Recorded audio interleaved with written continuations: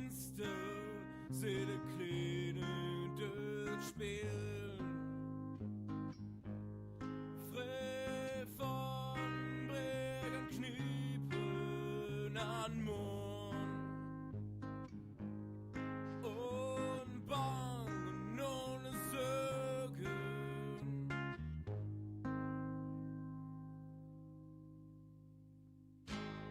Tiefer Geil durch unsere Träume bleiben. Denk nicht an morgen, ist noch so wieder entfernt. Denk nicht an morgen, ist noch so wieder entfernt. Denk nicht an morgen, ist noch so wieder entfernt. Denk nicht an morgen, ist noch so wieder entfernt.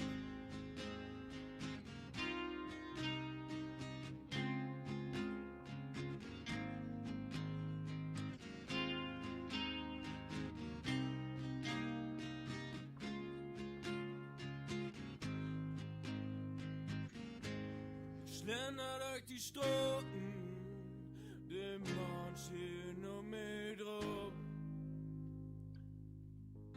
Träume von früher und Erinnerung erwacht. Wir bissen durch die Gas, mal auf und mal auf. Wir können uns so freuen, wir werden hin auf unseren Jade, auf unseren Jade.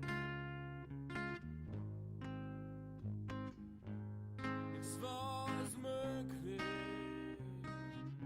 nichts holt uns auf.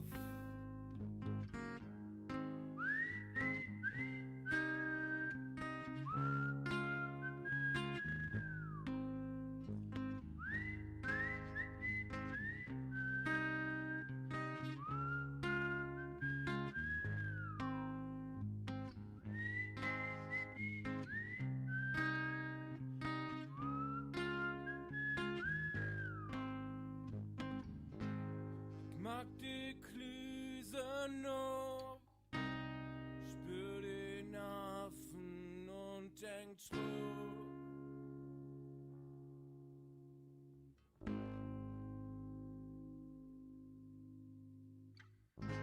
Wie wieder ein Leben,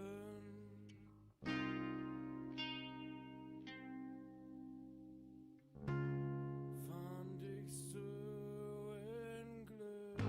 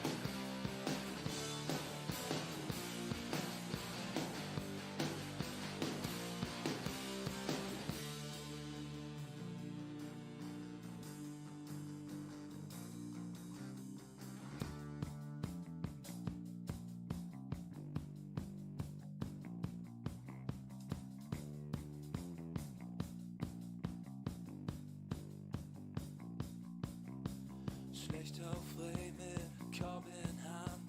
Sand aus Münster, Dog over Land. Jeder Garten passt, stört mich ab. Oh, ich weet nicht, ob das so muss. 6 Kilometer, Blut liegt mir ist so schlecht und Jan will nach Hus. Ich kann nicht mehr hoch, ich kann nicht mehr hoch, ich kann nicht mehr hoch. Okay, lauf mich through. Stay on the road, for the night is slow, da muss ich kein zurück. Stay on the road, for the night is slow, den Düsen so der Luft.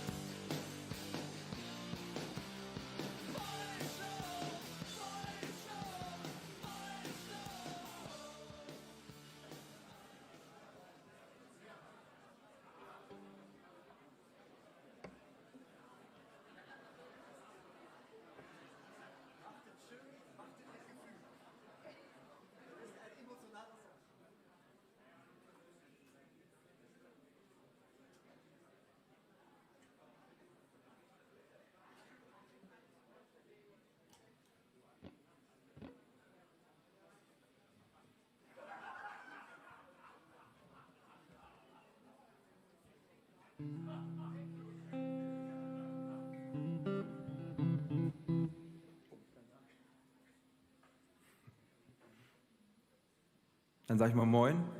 Jetzt mache ich ja hier die Begrüßung. Das ist ja auch komisch. Genau. Wir haben im letzten Jahr gewonnen, hier bei Platzsounds, und dann wurden wir gefragt, ob wir... Hey. Allerdings nur wir zwei. Da gibt es so eine Altersgrenze. Genau. Und wir haben auch vor ein paar Jahren schon mal mitgemacht. Ich weiß gar nicht, weißt du noch, wann das war? Boah, ja, vielleicht 2019, kann das sein? Ja, irgendwie so. Und da haben wir sogar schon mal gewonnen mit einem anderen Song, und der heißt Wies. Den wollen wir heute gerne nochmal spielen für euch. Ja, ich spreche Hochdeutsch. Durch Platzsounds wird das besser mit den plattdeutschen Wörtern, aber es reicht noch nicht, um jetzt hier flüssig zu sprechen. Aber so nach und nach, also da kommen immer mehr Wörter. Achso, ich habe uns gar nicht vorgestellt.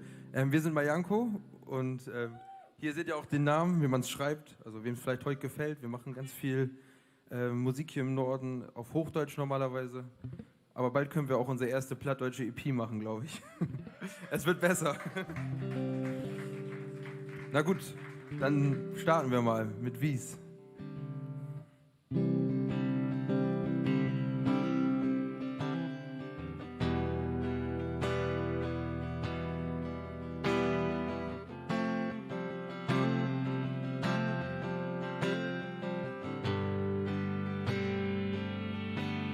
So raub ich in mir rein,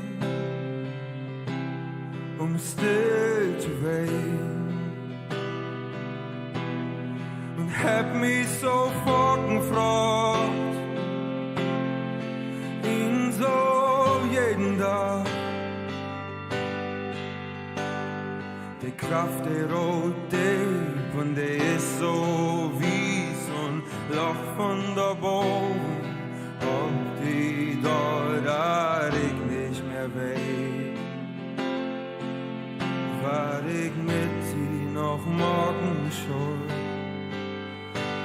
Dem Wies geht vorgelegt, wie ist dein nicht bloß so schön. Der Wies ist mit starken sich weg. Nur zähl mich nicht hoch und treib mich nicht bloß. Ich bin hier und ich stop. Blanken der Bloß mit den Hardensplatz weg. Jüster sie dort und in den Weg. Nur zähl mich nicht hoch und treib mich nicht bloß. Ich bin hier mit der Hart und der Blatt. Und ewig setz mich nicht hoch, dann will das kein anderer nicht tun.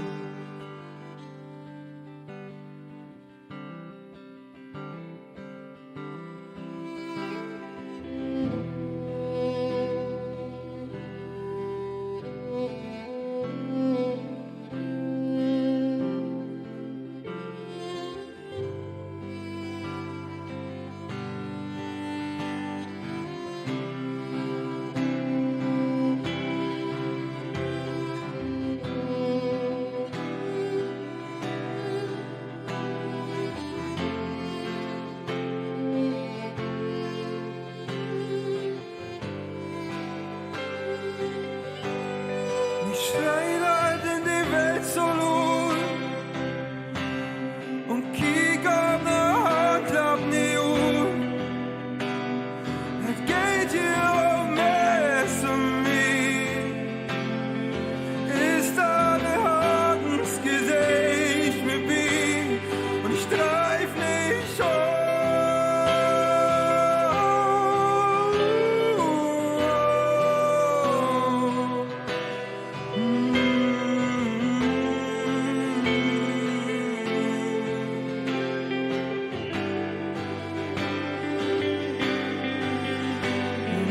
Zähl mich nicht hoch und dreif mich nicht bloß. Ich bin hier und ich stopp. Planken dich bloß mit den Handplatz mehr. Und just es die Dank und in den Weg. Nur zähl mich nicht hoch und dreif mich nicht bloß. Ich bin hier mit der Hand und der Gleich. Und dreh ich selbst mich nicht hoch, dann will das kein anderer nicht tun.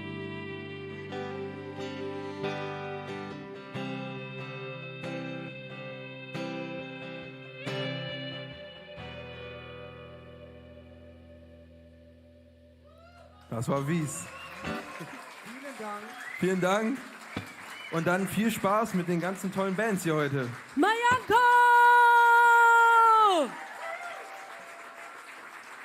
Die winnen u 2019 und van verleden Jahr. Harry Jassesne, kann man dort auch sagen. Ein Stirn ist ein Schaumbad, würde ich sagen. Oder damit auch Mayanko es noch versteht, eine Stimme wie ein Schaumbad. Wie sehen die aber, du kannst mich aber ein bisschen verstehen, ne?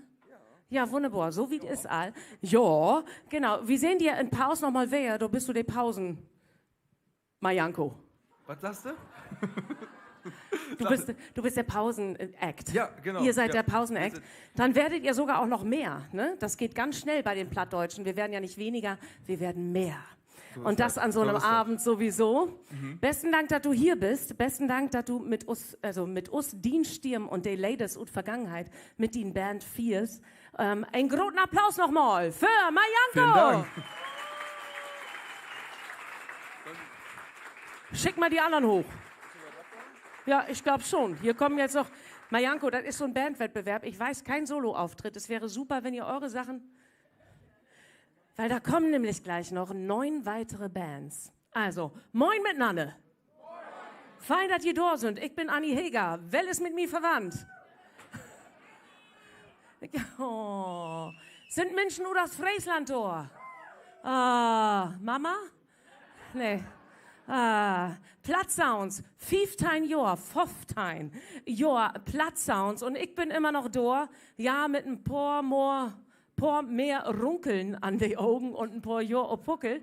Aber ich habe versucht, mich lebjugendlich anzutrecken von doch, damit das nicht so abfällt und habe mir auch noch BDM in Ossenbrücker Innenstadt noch ein bisschen Make-up geöffnet. Denn NDR ist von doch da. Großen Applaus für der NDR, der die Plattdeutsch sprach immer so viel Stütt und Stöhn geben deit.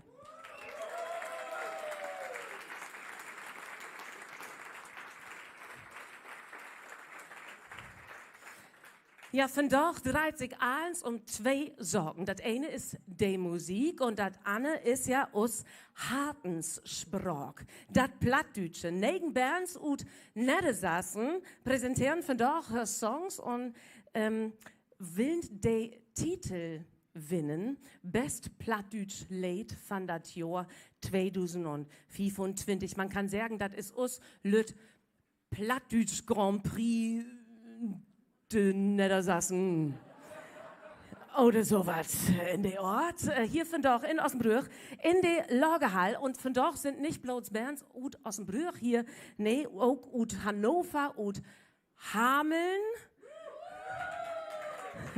und auch aus Ollenbach. Oh, okay, ja, dort. Ich freue mich, aber aus Friesland, wir haben von doch für das erste Mal keine Band aus Friesland. Was ist so schieflaufen? Ich will noch mit ein paar von den Ostfriesen, die von doch hier sind, proten, warum die nicht an diese Bandwettstreet teilnehmen. Entweder sind sie so als ich, tauold, ich weiß nicht so genau, oft nicht so musikalisch, aber wie vielen von doch aus Hartensprach. Warum Hartensprach? Denn Plattdeutsch ist doch die Sprach, die aus Wuddels und Heimat in Hartplant hat. Und so vielfältig, so vielklörig, als aus Sprach, so klingt auch diese Abend, wie haben Pop, wie habt Rock, Hip-Hop, Punk, Indie, Melodic, Metalcore, also wie könnt uns noch ob düchtig wat freien? Und ich will natürlich auch die Menschen begrüßen, die von doch nicht hier in Ossenbrüch in der wunderbaren Lagerhalle sind, auch die Menschen, die an Laptop sitzen, in Wohnstuf, in Schloppstuf, Klo, wo auch immer je nährt sind, von harten Willkommen, denn wie morgen diese veranstalten, zusammen. Also, lasst uns gemeinsam lusten, juchein, klatschen und kicken, weil von der Jury tau de Winnie von der Abend kürt wort, Verprisen giftet von Abend. Ein Publikumspreis, ein Datepreis, der zweite Preis und der erste Preis. Doch tau allererst will ich ein hier nu auf die Bühne bitten, man kann sagen, hey, ist die zweite Förband von dieser Abend und ich mach hopen, er hat das gut vorbereitet. Und ich will auf die Bühne bitten, hey, ist Vorstandsmord von der Landschapsverband Ossenbrücke Land und hey, ist nur hier für ein Kurt und warm begröten. Großen Applaus für Dr. Hermann Queckenstedt. Doch, bist du alt? Jungt es nicht. Da bin ich alt. Wollt du mein Mikrofon nehmen oder wollt du das so machen? Ja, wunderbar. Ich hab mir das abgeschrieben, aber ich denke, das soll wohl klappen. Liebe Lü, die Landschaftsverband aus dem Brugger Land freut sich, dass ihr alle hier seid. Plattdeutsch mod hochholen werden. Das ist so ein Biertgen in der Stadt, eine Mission bei den plattdeutschen Heiden. Aber von da sind keine Heiden in diesem Raum.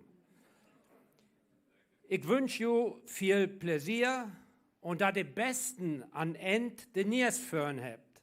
Und nun lasst mir losfahren.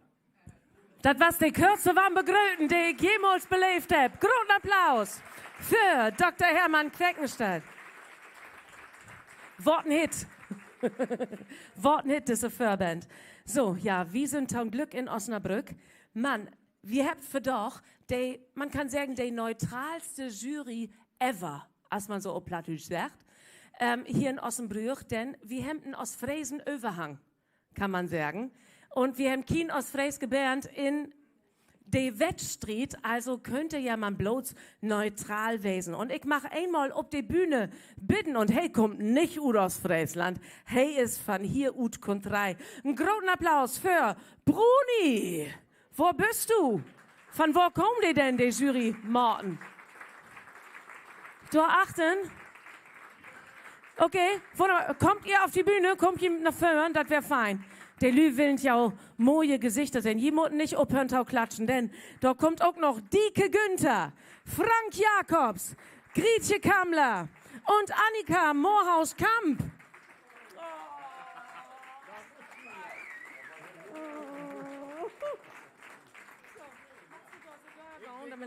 Wunderbar, das ist so. Aber Grietje und du, ihr könnt auch miteinander verwandt werden, ne? Das ist so, allein das Rohr, muss man sagen, moin, dürft ich hier eben so dort tischen. Das ist fein. So, aber Bruni, du bist ja auch das letzte Mal hier, als wir mit Platzsounds hier wären, ne? Aber du hast nicht an der Bandwettstreet teilgenommen, denn du warst auch damals. Also 2005 dann haben wir hier mit unserer Wipster-Band auch, wollen wir erst mitspielen in den Contest, konnten wir aber nicht, wie wir wären da zu alt. Ja, du musst wieder schnacken mit Insulin. Ach so, nee, den lässt man wieder pumpen, ja. Siehst du, und also vor 5 Jahren, ja, vor 10 Jahren, so lange ist es her. Da sind wir, haben wir dann auch den Pausen, Den er wieder noch spielt, den er wieder spielt. Und dann hättest du mich von da wer gefragt oder das Jahr, ob ich da mit in diese wundervolle Jury will. Und wir können uns ja mal immer vorstellen. Das wäre mein, besten Dank, das ist mein Job, richtig. Das mag ich. Besten Dank. Großen Applaus für Bruni. Fein, dass du da bist von da.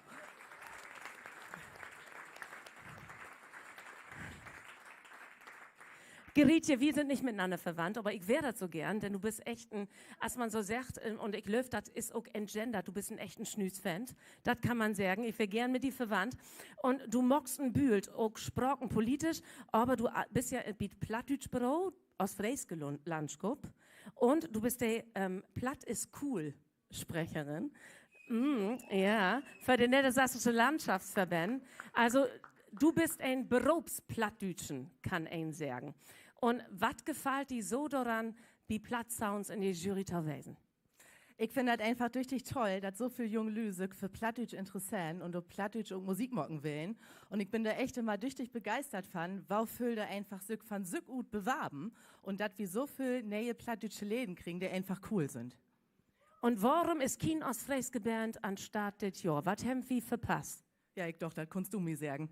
Das weiß ich nicht. Man kann der Lü nicht zwingen, leider. Vielleicht doch. Also ich glaub mir was infallen. Sagen wir das so. Großen Applaus für Gretchen Kammler. Fein, dass du von da bist. So, Dieke. Ach, Dieke Günther. Hey, was ja der Inselblogger für ein paar Jahre, ob das wunderbare Eiland Norderney. Dort, ja, Feininsel. Na gut, Spieker auch Moja, aber meine Güte. Du bist Plattdeutsch Native Schnacke, Prote. Du kommst von wo weg aus Friesland, welche Kanal? Ja, ich komme aus West-Villeboer, um heel genau zu werden. Das liegt irgendwann heel dicht bei Augen und das kennt vielleicht noch der eine oder andere. Ja. Und die qualifiziert, hast du gesagt an mich, nach der Crowd Backstage, dass du ein Bühlt Plattfluencer kennen deist. Was bist du denn hier und was qualifiziert dich wirklich hier zu wesen? Ja, ähnlich qualifiziert mich die Cousine, weil die nicht kann und darum stehe ich nur hier. Genau, so als er mit aus Fräsen ist. Wir sind auch nicht verwandt, Löwig zumindest. Du bist aber nur meine Ehrencousine, sieht von doch. Ist das so? Das ist wunderbar. Fein, dass du da bist, Dieke. Großen Applaus für Dieke Günther.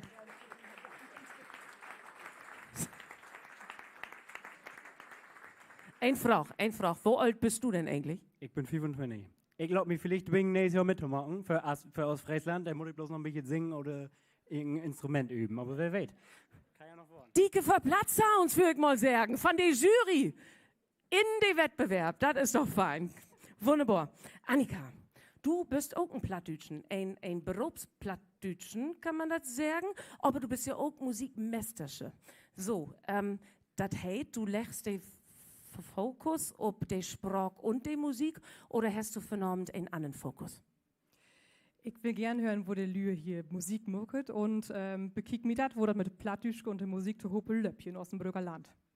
Wunderbar. Bist du einmal bei Plattsounds West? Ich dürfte noch nicht mit morgen von Douglas das Eisemol. Dann von harten Willkommen. Wir freuen uns, dass du dabei bist. Großen Applaus für Annika Moorhaus-Kamp.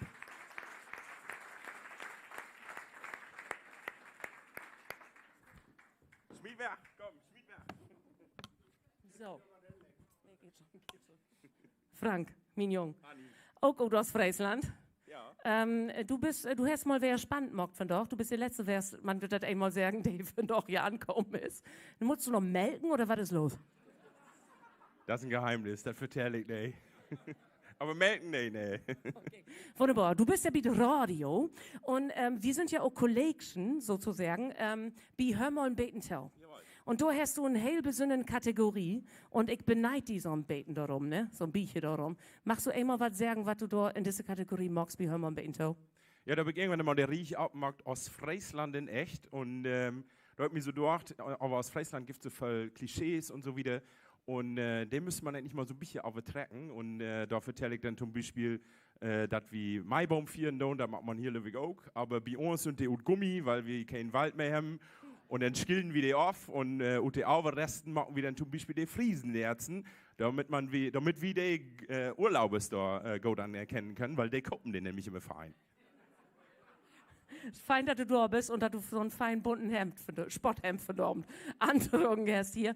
Aber worauf kickst du für Abend? Denn du arbeitest ja mit Radio. Also kickst du oder lustest du oder setzt du den Fokus auch wirklich auf die Musik oder auch ein bisschen auf die Performance? Also erstmal, bunt ist ja immer mooi, wa? Also bunt ist ja von da auch der Programm nämlich an, oder? Ja. Würde ich auch sagen. Und, Also ob alle Fälle nicht brun, das haben wir klar gemacht. 100%. Dann kicke ich natürlich auch dort, ob das mein Bierglas immer fein voll ist, zumindest halb voll. Und ja, dann lasse ich mich auch überraschen. Also Performance ist natürlich immer wichtig, Plattdeutsch. Und wo hier aufgehend hier zu den Bands, das will wir natürlich auch weiten. Und das ist auch so eine Kategorie, wo wir so ein paar Punkte vergeben dort. Ist das so? Ihr habt so ein Riech, wo drüber steht, Publikumsreaktion? Ja, so ungefähr. Also, ja, so ein bisschen, wa? So wie hier, das ist fein. Haben die denn überhaupt Lust? Hey, Herr Sauber. Ja, es ist doch richtig fein. Also, denn wo sind ihr eigentlich? Irgendwo in Store 8? Auf hier in mir. Ich stehe, weil irgendwer von den Landfrauen hat mir meinen Platz weggenommen. Aber das umsteht. Wir lieben die Landfrauen. Genau, ich nämlich auch. Ja, wir leben wirklich die Landfrauen. Die machen so eine gute Arbeit, das muss man wirklich sagen. Und die sind einfach, die Landfrauen sind die direkt Verbündete von einer wehrhaften Demokratie in das Land. Das ist einfach so. Besten Dank für eure Arbeit. Wirklich. Und gibt ihm lecker Bratkartoffels wie die Landfrauen. Nee, das ist bloß bei dir rechts auf Weg. Das ist anders wie die anderen. Also, großen Applaus nochmal für die Jury und besten Dank für eure Werk.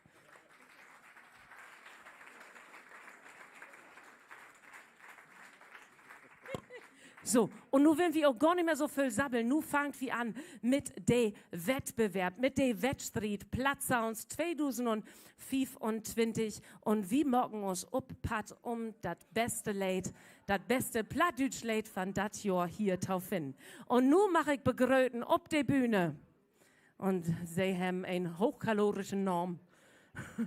Großen Applaus. Sie kommen aus Hildesheim, Universum erschütternd. Calorific!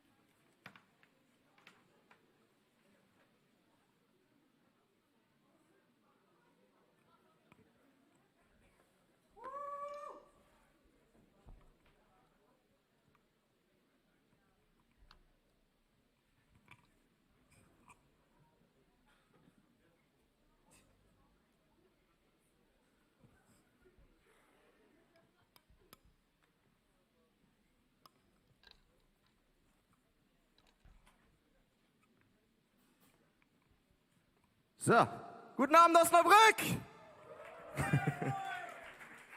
Ich hoffe, ihr habt ein bisschen Lust und seid gespannt auf ein bisschen Rockmusik.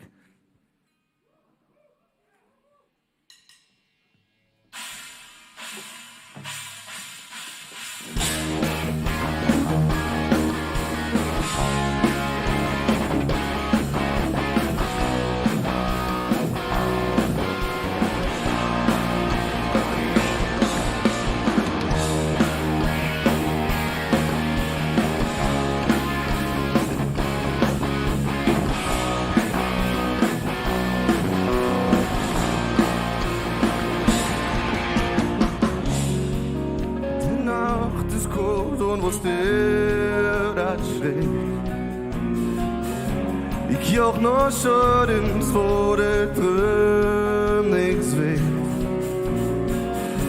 Du willst sie drei, man nix durste. Sie gehören noch mehr als ich will, mehr als ich will. Oh, verscheitert wie du für die. Deren kannst du ziehen, ich bin so wie. Oh, ich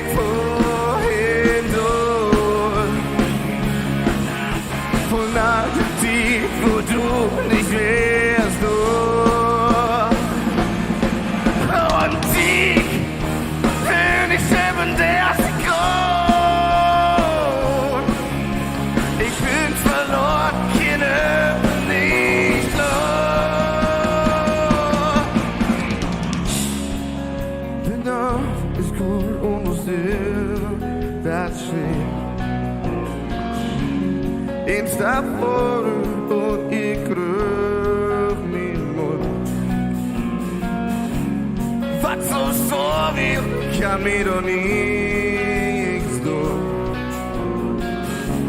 Ich lieg neben dir, ich backen kann, mit backen kann. Ah, was soll das bin, du sind die. Dann kannst du mich nicht sehen. Ich will das noch so fein. Sag, wenn du das sehen, was du willst. Ich wohin du. Von allem tief, wo du nicht wärst, du. Und ich will nicht selber der erste Grund. Ich bin verloren, jeder bin nicht klar. Oh.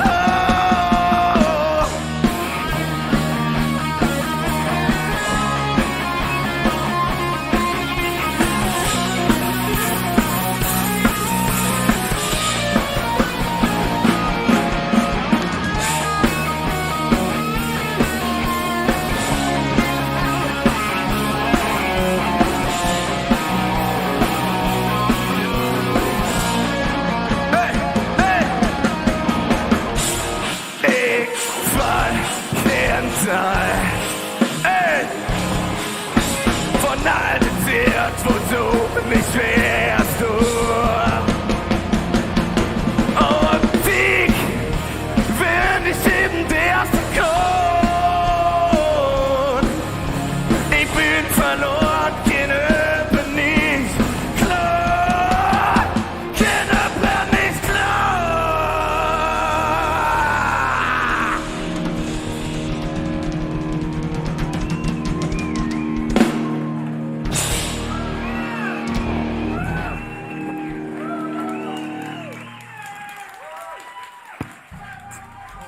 Dankeschön. Calorific! Ihr seid einfach so wieder hochgekommen. Krass. Ihr kommt einfach so wieder hoch. Ich brauche Tipps. Großartig. Calorific. Was für ein Start. Oder? Also man muss wirklich sagen, ich kann mir nichts Besseres vorstellen. Nochmal einen großen Applaus für Calorific! So, wie schnacken wir miteinander? Wollen wir noch miteinander reden? Ja, möchtest du noch ein bisschen mit mir reden? Ja, warum Magst du dann nicht? einen Schritt weiter nach vorne Geh kommen? einen Dann Schritt können die weiter hier nach noch vorne. so ein bisschen. So, ihr seid ja Wiederholungsakt. Ja, ihr wart schon mal da. Richtig, ja. Und zwar in 2023, also letztes Jahr habt ihr mal kurz eine Pause gemacht. Warum? Boah, gute Frage. Ich glaube, der eine hat angefangen zu studieren, der andere versucht es Nein. immer noch. Und, Immer diese ja. Und dann findet man höhere keine Drang Zeit. der niederen Söhne. Es ist aber so. Aber ihr habt euch schon 2017 gegründet. 2017 einfach, weil ihr zusammengesessen habt und gedacht habt, lass mal zusammen Musik machen. Irgendwie so. Wusstet ihr denn 1:1 voneinander, genauso. dass ihr Musik macht? Ja, das wussten wir. Also der eine hat den anderen gefragt, der andere den anderen. Und dann irgendwann hat man da im Keller gesessen und boah, voll geil, mach nochmal. Und oh, das klingt gut, da machen wir einen Song draus. Wenn ihr so abgeht, wie hier gerade eben, haltet ihr eigentlich ein ganzes Abendkonzert also aus oder ist das dann etwas gediegener, wenn ihr abendfüllend spielt? Oh, nee, wir haben einen Rekord. Wir haben, muss überlegen, bestimmt 2,5 Stunden, 3 Stunden Set mal gespielt mit 2 Pausen zwischendrin. Ja, die brauchen wir dann aber auch, ne? Ui, ui, ui, ui. So, aber da muss man sich natürlich... Da waren wir so schweißgebadet, das war gar nicht gut. Machen wir nie wieder. Nee, ne? Ja, kann ich verstehen. Ich mache auch keinen Sport. Ich verliere so schnell Gewicht. Wünsche. Naja, so, aber man muss sich also gesund erhalten. Jetzt habt ihr euch benannt nach einem Müsli-Riegel. Wie gesund ist denn das Bandleben momentan bei euch?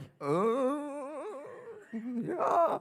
Ach, doch so. Ja, doch. Das ist ja was. Wir fahren alle mit dem Fahrrad nicht zur Probe. Ja? Vielleicht sollten wir wirklich so eine Sportgruppe, vielleicht so einen Yogakurs sollten wir alle mal probieren. Ja, finde ich so auch. als Vorbereitung immer oder so. Ja, Auf die perfekt. Tour, auf die Welttournee. Ja, genau. Ja? So ein Vorprogramm nochmal. Alle können dann auch mitmachen. Wunderbar. Ja. Euer Titel heißt ja Ich falle Hendal, also ich falle runter. Genau. Worum geht es noch für alle die jetzt gerade eben doch vielleicht bei der Lautstärke den Text nicht ganz verstanden haben? Worum geht es in dem Song? Ich würde sagen, es geht darum, man ist ja manchmal für andere so ein bisschen emotionaler Babysitter quasi. Und dann zieht das einen auch so ein bisschen runter, dann fällt man manchmal vielleicht mit in diese Grube, wenn die Leute irgendwie mit einem reden, Probleme haben. Und ja, dann hat man da so ein persönliches Chaos und das willst du ja dann irgendwie auch irgendwann mal aufräumen und einfach nochmal ein neues Kapitel irgendwie aufschlagen. Das bedeutet also, dadurch, dass ihr diesen Song geschrieben habt, können wir diesen heutigen Abend über Kasse abrechnen? Ist das... Ja? Ich frage mal. Wunderbar. Ich freue mich auf alle Fälle sehr, dass ihr euch um eure psychische Gesunderhaltung kümmert und über die Dinge, die euch bewegen, Songs schreibt und dann auch noch auf Plattdeutsch. Schön, dass ihr heute da seid und den Eisbrecher gemacht habt. Einen großen Applaus nochmal für Colorific.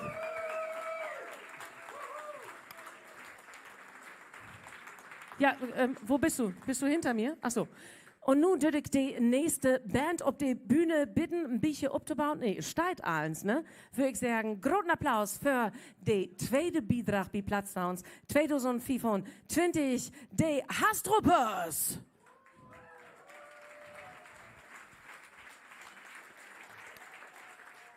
So, wo seid ihr, Kinders? Ihr seid von hier, richtig? Wir sind von hier, richtig. Habt ihr Familie mitgebracht? Ich nicht. Ja, ich denke schon. Ach da, ja. Ja, ich sehe hier gar nichts, aber ja. Ja, das ist so auf der Bühne. Nein, aber Simon, Jan und Lennart, das sind die 3 Hastrupperts. Wer möchte ganz kurz erklären, wie es zu dem Namen kam? Ja, das ist eine Mischung aus den beiden Stadtteilen Haste und Foxtrupp, dementsprechend Hastruppers. Mögt ihr vielleicht ein bisschen näher an mich rankommen, sonst muss ich wirklich gleich Sport machen. Können wir machen, können wir machen. Klar. Sehr, sehr schön. Das Kabel reicht dann gerne. Euer Songbeitrag zu Plattsounds 2025 ist Leeft Jon Leven, lebt euer Leben. Wie seid ihr darauf gekommen? Oder wer hat den Song eigentlich geschrieben? Den haben wir beide zusammengeschrieben, also jeder seinen Part quasi. Ja, und da geht es darum, das Leben in all seinen Facetten zu leben, auch sowohl positiv als auch negativ, ja, einfach zu genießen. Und wie war das Ganze dann? Das ist ja wahrscheinlich erst auf Hochdeutsch geschrieben worden. Der ist nicht jetzt gleich auf Plattdeutsch aus euch rausgefallen, richtig? Nee, nicht ganz. Ein bisschen mit Mühe. Genau, und ihr macht ja gleich Sprechgesang, nicht wahr? Wir machen Sprechgesang, genau richtig. Dementsprechend auch viel Text und viel, ja, und wenig neue Inhalt. Wörter. Nein, hoffentlich viel Inhalt. Und mit wem habt ihr geübt? Wer war da, wer hat aufgepasst, dass die Pronunciation ganz gut war im Plattdeutschen? Es gibt ja so ein paar Tricks mittlerweile aus dem Internet, da kann man sich ja einiges rausholen und genau. Ja, gibt es mittlerweile eigentlich Duolingo für... das weiß ich gar nicht genau, ob es gibt es tatsächlich. Kann nicht, sein. Ich glaube nicht in diesem Landschaftsgebiet. Es gibt ChatGPT. Und ChatGPT kann Plattdeutsch. Ja, welches denn? Tatsächlich. Das wisst ihr gar nicht. Das macht auch überhaupt nichts. Aber ich freue mich sehr auf euren Song, denn ich glaube, dieses Genre, damit seid ihr heute Abend als Einzige vertreten. Und ich freue mich sehr, denn Plattdeutsch und Hip-Hop beziehungsweise Rap hat eine wirklich große Tradition, muss man sagen. Nicht erst sieht Dave 50 Pence und Martin Blom und dem Maudefordes, weten wie das Plattdeutsch und Hip-Hop beziehungsweise Rap zusammenhören, als die Krabbe, taut Brötchen und dem Mors ob Emme. Also, großen Applaus für die Hastruppers, leeft Jon Leven!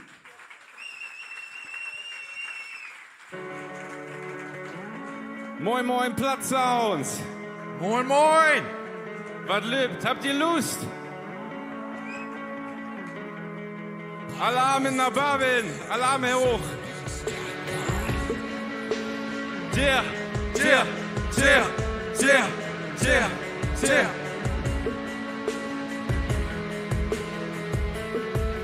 Wir sind da! Spotlicht auf uns! All kann rappen, man wo blieb die Kunst? Die Botschaft ist dull, ich brauch nur das tun. Viel einander, die sind verhunzt. Wir haben bloten Leben, aber wenn man das richtig mag, ist ein Leben auf diesem Planeten noch gretig nach. Vergeut den Tiet nicht mit Lüti, die schaden. Du musst das Positive Hut filtern und das Negative begraben. Wenn Lüti verraten, lass die Dorni Bahn. All geht den Weg, so fängt der Tag an. Svåre besluten steht die bald vor. Hör auf die lief, den gib für den Ohr. Für all den du bist verantwortlich bloß. Der ehrlich dazu und der giftiger Toast. Holt fast, was die frei macht, blieb derby cool. We wrapped up the Bühne, das klingt frisch aus dem Tool. Mag die Dinge, wo du sagst, das ist geil. Lief jeden Tag ein Guide, gauert zum Teil. Für großen Fiesten, Snacks Martins dabei. Ich geh mir Weg, wie gerade, da kriegst du bei mir. Ich find das gut, wenn all auf Frieden kommt. Es spielt wie für you den Song. Und wir fühlen immer, you will noch mehr davon. Die Botschaft, die wir geben, it lebt your Leben. Die Botschaft, die wir geben, it lebt your Leben. All die Probleme vergessen, lass mich vor nicht stressen. Nicht den Kopf mit Gedanken verpesten, will das testen, das gute Life. Uns Lied ist nun gekommen, denn wir schweben nur vom Watching of the Skyline. Komm mit, ich weiß, der ihn bewundert, spür die Fantasie, da wird die Welt gleich viel bunter. Das bringt mich hoch, ich schwebe in meiner eigenen Sphäre, scheiß auf der Hater, mal sitzt auf meine Sekretärin. Ja, die ist gut, mag ihr Leben, leg viel trister, mit Weg zu euch gewortet, den Korn, liegt der Kanister. Der Schiss von gestern kann sich nicht mal verbissen, wir nichts wissen, der nicht Stapelflaschen voll Glück in Kisten. Lebt ja Leben, never leben, lebe unsers. Liebst unser Leben für ich, denn wir können nimmer ruhen. Nimm mich zurück und genieß den Moment, was früher noch so nie war. Wir können nicht mehr fertig her. Let all your feeling come. Ich spiel wie für you den Song. Und du feeling immer, you will noch mehr davon. Der Botschaft, die wir geben, it lebt your Leben. Der Botschaft, die wir geben, it lebt your Leben. Okay, einmal noch. Ich sag platt, die sagt saut. Platt, platt. Ich sag platt, die sagt saut. Platt, platt. Ich find das gut, wenn all auf Frieden kommt. Es spielt wie für you den Song. Und du fühlst ihn immer, you will noch mehr davon. Der Botschaft, die wir geben, it lebt your Leben. Der Botschaft, die wir geben, it lebt your Leben. Vielen Dank! Danke, Platz out!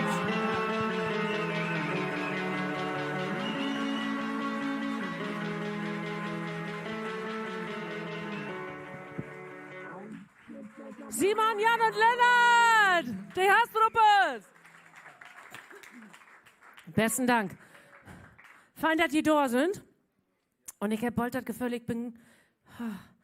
Wo alt sind die? Wie alt bist du? 30. Oh, doch, okay.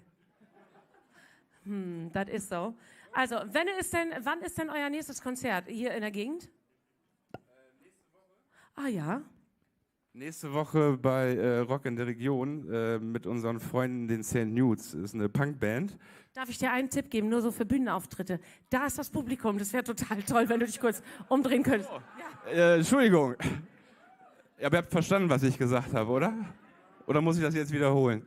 Nee, okay. Wunderbar. Ich gebe noch Restkarten, ne? Wunderbar. Großen Applaus für die 3 Jungs von Hastruppe, Simon, Jan und Lennart. Leeft jouw leven. So, und nu dit ik begroeten op de bühne. Jungs, die kommen uit Hameln. Nu begroet ich. You gotta fight for your rights. Basmati, hier sind Rise of Jesus. Und ihr habt einen Fanbus mitgebracht. Seid ihr mit denen alle verwandt oder habt ihr die bezahlt oder wie sieht's aus? Ich würde sagen, größtenteils Verwandtschaft. Ja. Die sind ein bisschen preiswerter. Ja. Aber ansonsten ein paar kennen wir auch nur so. Das ist für dich schön, dass ihr gleich mitgekommen seid. Großartig. Finn, Wir dürfen heute miteinander sprechen. Ihr habt euch gegründet, das ist schon ein bisschen länger her. Ganz genau, nämlich auch 10 Jahre. Vor 10 Jahren waren wir das letzte Mal hier in der Lagerhalle mit Plattsounds. Da wart ihr vielleicht noch nicht ganz so weit? Ja, das wäre dann die erste Probe gewesen, wäre auch cool gewesen so als Start, aber die 10 Jahre haben als Reifung dann geholfen, glaube ich. Ja. Ihr habt als Konfi-Band angefangen. Also man muss ja sagen, so von Amp, also von Altar zu Amp, von Psalm zu Pogo ist manchmal nur ein ganz, ganz kurzer Weg, aber vielleicht auch ein etwas längerer. Warum heißt ihr Rise of Jesus? Also ist Jesus euer persönlicher Uncle Benz? Na, ich glaube, wegen der Kirchengeschichte hatten wir früher ein bisschen mehr Kontaktpunkte da. Aber ja, ich fand den Namen als 15-Jähriger da war ich 13 dann ja, 13-Jähriger, 14-Jähriger lustig. Und jetzt stehe ich hier und darf ihn immer noch erklären. Also Grüße an mich von damals. Ja, aber es gibt so viele Punkbands, die heißen irgendwie Todhass, irgendwelche so deutschen harten Wörter. Und es gibt keine Punkband vor uns, die so heißt. Insofern finde ich den Namen immer noch ganz gut. Und spielt ihr noch in Kirchen? Also was ist euer großer Traum jetzt? Kirchentag, Abschlussgottesdienst, übernächstes Jahr in, Düsseldorf? Ja, Düsseldorf, ja, muss man auch ein bisschen anfahren, ne? Ich glaube, wir würden tatsächlich mittlerweile... Alter, wenn ihr auf Welttournee wollt, ne, dann müsst ihr noch ein bisschen länger fahren. Ja, dann das würde ich machen, wenn der Weltkirchentag stattfindet. Aber ansonsten, glaube ich, fühlen wir uns mittlerweile auf den Punk- und Rockbühnen ein bisschen wohler. Das ist nicht schlecht. Auch da darf es ja Rise of Jesus geben. Ihr habt eine EP draußen, also für Leute, die nicht wissen, was es ist ein bisschen kürzeres Album, ist keine Langspielplatte, eher eine Kurzspielplatte. Und die hat den wunderbaren Titel Die Auferstehung des Punks.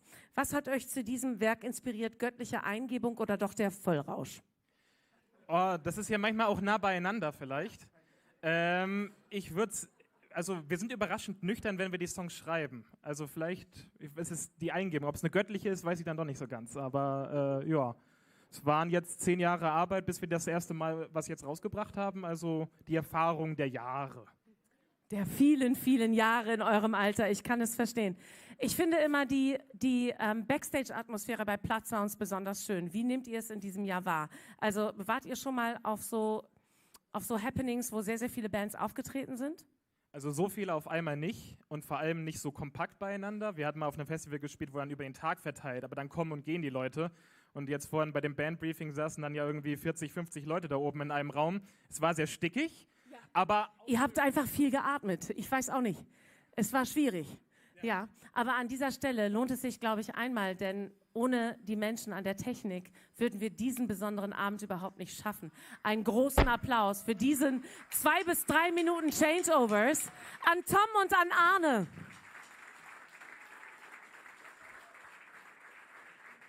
Oh, Entschuldigung.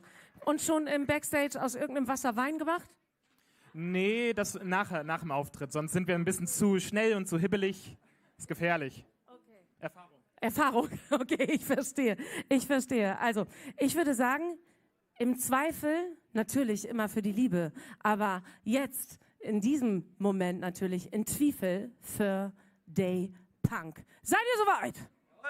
Los geht's mit Rise of Jesus, in Zweifel für den Punk.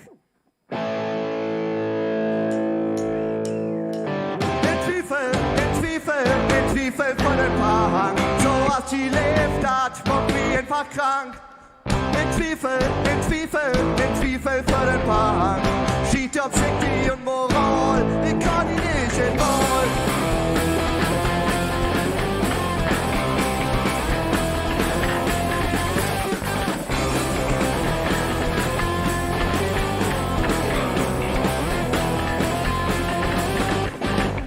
Man ich gern an Sägen Dorbi Togo, man ich wen weißt du, was mag Kongo, vielleicht will ich bloß in Juni-Mond ansingen und doch endlich da der Talkshow bringen.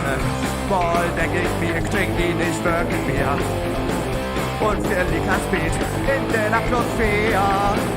Mal will ich doch wie Leder schrieben und dann doch lieber ein Cover beblieben. Ich will nicht, was ich will, ich will nicht, was ich mag. Was ich tun soll, wenn der ganze lange Tag. Ich will nicht, wer ich bin, und es mir leben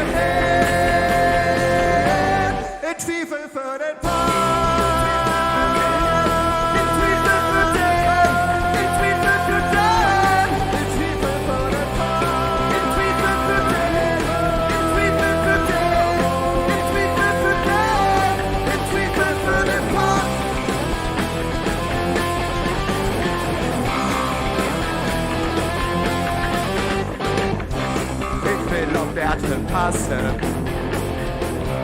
Dreh statt den Hund nichts mehr. Ich will kein Geld verprassen. Krüppelung, doch bin ich Bär. Weg rote Weg, du Magen. Wieder ans Freizeiglicht. Oh, Klatsch, Mino 100 Tattoos. Tomate in das Gesicht. Ich will nicht, was ich will. Ich will nicht, was ich mach. Was ich tun schon mit der ganzen langen Tag. Ich will nicht, der ich bin. Wo das mein Leben hin. In Zwiebel für den Paar. In Zwiebel für den. In Zwiebel für den. In Zwiebel für den. In Zwiebel für den Paar. In Zwiebel für den. In Zwiebel für den. In Zwiebel für den. In Zwiebel für den Paar. Ganz allein.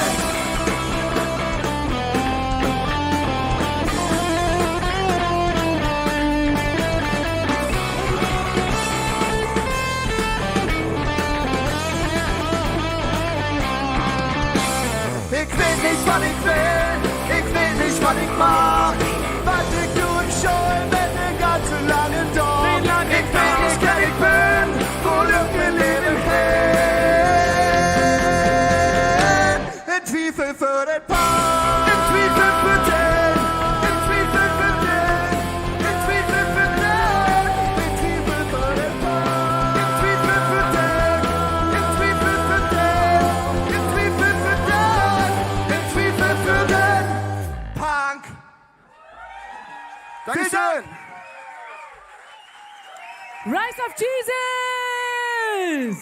In Zwiebel für den Punk. Besten Dank, Jungs. Besten Dank. Freut mich, ja. So ist es, ne? Glaube, Liebe, Punk. Doch der Punk ist der Größte unter ihnen. So ist es. Also nochmal einen großen Applaus für Rise of Jesus. Mit der Hillig Punk. Und wie dünne wieder mocken mit dem Beten auf ein Beat hier Anne. Lutstarkte Pflicht auch und Anne Tön, denn nu kommt ein Musikakt. Man bloß allein, ein Solo-Projekt. Man kann nicht unbedingt sagen, dass Mel, und hier sehen Mel Al van Achten, ich stell mich kurz neben dich, wenn das in Ordnung ist, und beschreibe es kurz.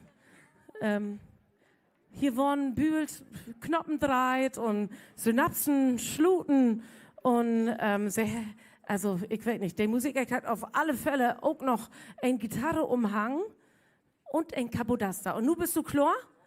Das ist dein Mikrofon und du hast gar kein Stativ. Das mag nichts. Wir stellen uns nach da vorne und du sprichst erstmal einfach durch mein Mikrofon. Wäre das okay? Genau. Und dann kommt irgendwann irgendwer und bringt dir ein Stativ. Ist das schön? Bringen dir häufiger Menschen Stative? Ach, geht so. Meistens steht das schon. Warst du schon mal bei einem Bandwettbewerb? Ja, also hier bei Rock in der Region war ich mal. Und ich war hier letzten Monat beim Singer-Songwriter-Slam hier in der Lagerhalle. Ah, das heißt, die Bühne ist dir auf alle Fälle keine Unbekannte. Nee, es ist mir nur sehr unbekannt, dass hier keine Stühle stehen. Normalerweise sehen hier immer Stühle und es ist komplett ungewohnt, dass hier alle stehen. Finde ich sehr cool. Also glaub mir, in unserer plattdeutschen Szene ist das auch sehr ungewöhnlich, dass Menschen stehen vor der Bühne. Das ist auch für mich durchaus was Neues, das muss man sagen. Ich habe gerade eben schon gesagt, du bist ja nicht im klassischen Sinne eine Band, sondern du bist ein Soloprojekt. Dieses Soloprojekt gibt es unter diesem Namen seit 2023, aber Musik machst du ja eigentlich schon seit du eine Blockflöte halten kannst, ne? Ungefähr, genau. Ich habe gelesen, du hast mit 8 Jahren deinen ersten Song geschrieben. Worum ging's da? Weißt du das noch?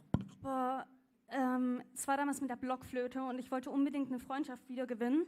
Und da hatte ich, glaube ich, für die Freundin damals diesen Song geschrieben. Hat leider nicht funktioniert, aber... Glaub mir, ich habe schon so viele Lieder geschrieben, um Menschen zurückzugewinnen.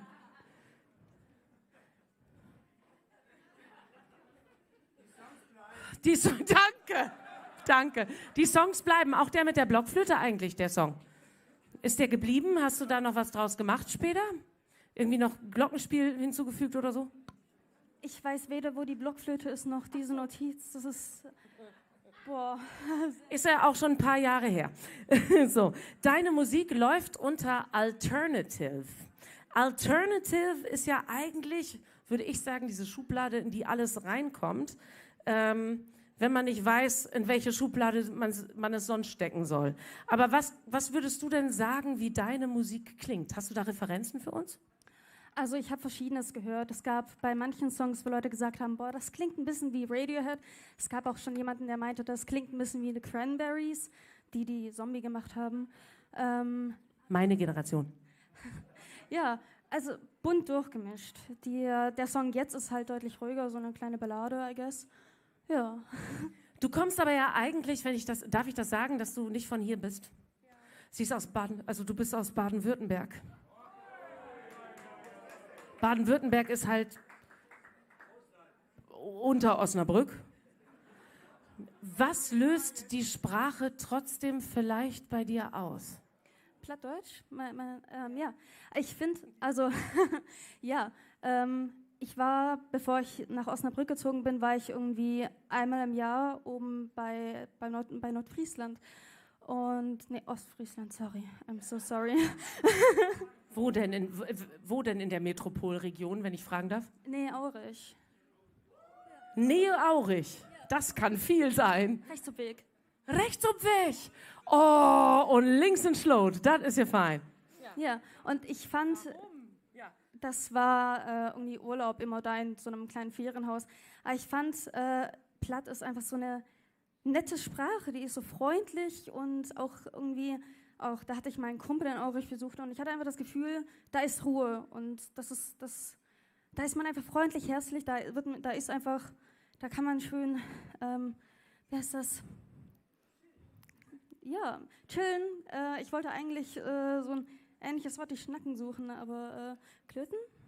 Klönen, meinst du Klönen? Klöten ist ein bisschen was anderes.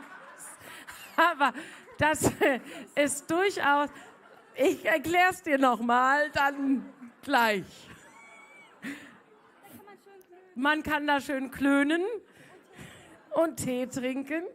Und die Leute sind vor allen Dingen so freundlich, weil sie halt weniger sagen, wahrscheinlich. So ist es. Du möchtest mit großer Echtheit auf der Bühne stehen. Du möchtest Menschen einen sicheren Raum von oben nach unten irgendwie strahlen und spiegeln. Musik machen, bei der sich alle gesehen fühlen und gehört fühlen. Und jetzt singst du aber in einer Sprache, die nicht deine ist. Wie passt das? Ich möchte einfach auch Verschiedenes selber entdecken und auch Sachen entdecken, die ich selber nicht kenne. Und dazu gehört halt auch Platt. Ja. Schön, dass du heute da bist und wir freuen uns sehr auf deinen Song. Hier ist Mel Robin mit Silberstriepen.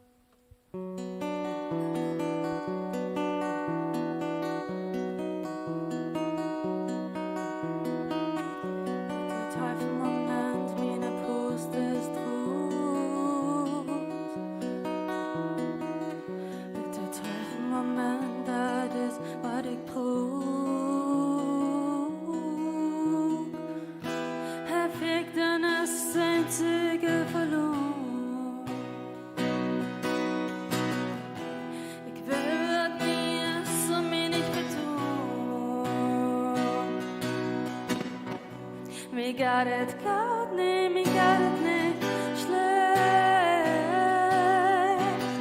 So steh ich vor ihr, mein Lächeln ist echt.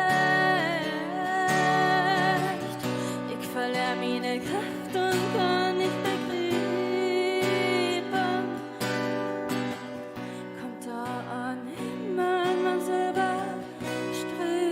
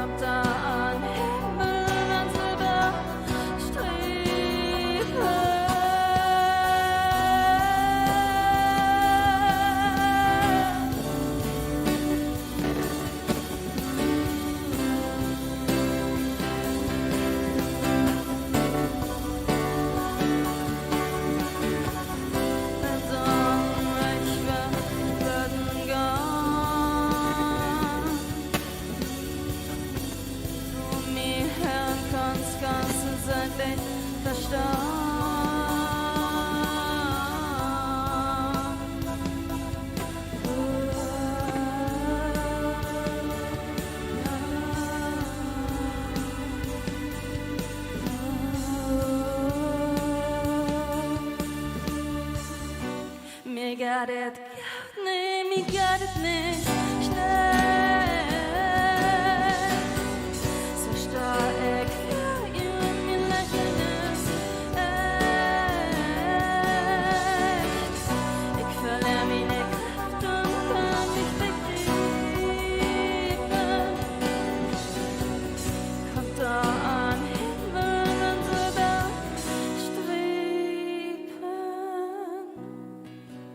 kommt da an Himmel mal selber streben.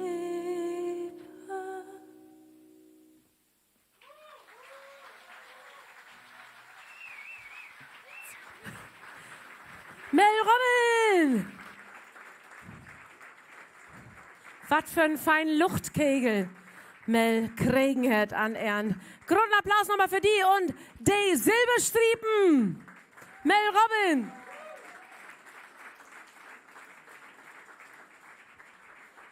Und nun mach ich all begröten auf der Bühne und ihr könnt fort wieder klatschen. Hier sind für jo Melletat und Ossenbrühr. Oh, und mit einem Füllkledorsch. Mit Füllkledorsch. So. Torben, Jasper, ihr dürft mit mir sprechen. Ihr müsst nur ein paar Synapsen schließen, habe ich gehört.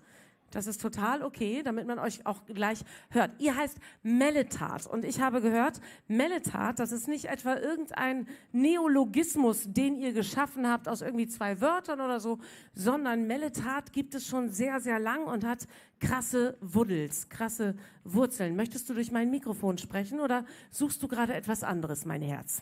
Ich suche, danke. Bitte. Ich suche mein Mikrofonstativ, vielleicht kann mir die Technik einen Tipp geben. Oder mein Mikrofon, werde ich hier durchsingen? Jo, zu deiner Linken. Perfekt. Zu deiner Linken. Ah. Jo. Ah. Wunderbar, die Stimme aus dem Off. Es hat keine Klemme, aber wollen wir eins mit einer Klemme nehmen? Das ist ja was. Nee, ich würde es noch ein bisschen weiter zu dir, weil sonst da auf der... Ich sag euch nur eins, das mit diesen Kabeln ist ich bin im Sommer mit der CSD-Bühne in Braunschweig sehr jugendlich hochgesprungen. Sehr altersentsprechend gelandet. Auf einem Monitorkabel. 4-facher Bänderriss. Ja, deswegen trage ich auch keine hohen Schuhe. Aber wenn man auf einem Monitorkabel landet, ihr seht es gerade, sieht man, dass ich definitiv zu weit vorne gestanden habe. Ja, so ist es. Darf ich jetzt noch mal fragen? Melletat, keine Wortneuschöpfung, kein Neologismus, keine versuchte, ich weiß es nicht, Coolness oder so, sondern ein Name, ich komme zwischen euch, mit Wurzeln. Richtig? Wer möchte beantworten? Es ist der Mädchenname meiner Oma der dürfte aus Ostpreußen kommen. Okay, wie hieß denn Oma vorne? Sigrid. Das ist ja, wie sieht es an deiner Oma-Front aus? Marianne Bothe und Annie Willenborg. Annie? Also das ist auch ein Normsiste von mir, sozusagen. Die kommen aus Kloppenburg und Kappeln. Oh. Schwarzkatholisch? Ja, das ist ja dann doch haltungstechnisch manchmal ein bisschen weiter weg, ne?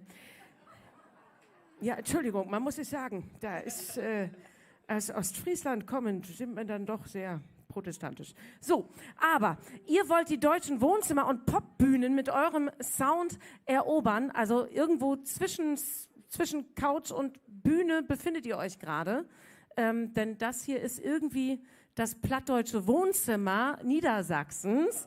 Oh mein Gott, sie hat ihren Moderationsberuf gelernt, ja. Und ihr sagt, es geht bei euch mehr um die Musik als um eine große Selfie-Show. Ihr macht tatsächlich auch plattdeutsche Musik mit Wurzeln, denn ihr macht folgende Musik. Wie nennt sich euer Genre? Folk-Pop.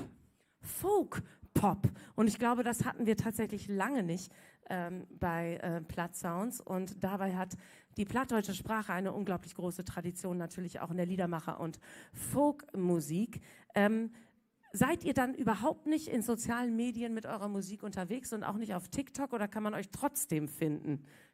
Man kann uns trotzdem finden, beziehungsweise Jasper interessant. Dieses Projekt ist entstanden. Jasper hat eine Band und ein Soloprojekt und ein Duo. Ich bin das Duo. Und man könnte mir unterstellen, ich möchte vielleicht mehr Aufmerksamkeit. Das ist nicht so.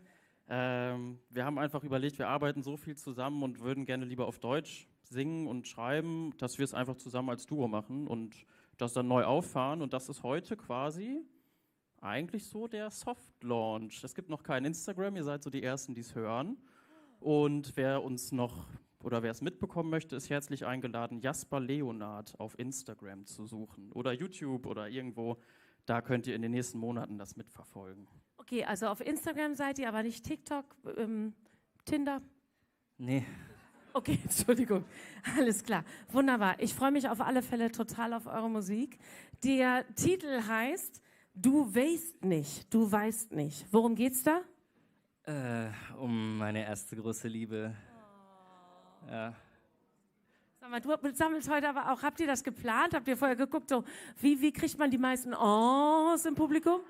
Ja, also ich mache schon, mach schon eine Weile Singer-Songwriter-Musik und das ist für die Sympathiepunkte immer gut. Ja, ne? Ist es so, Omas und ich suche die große Liebe und so weiter.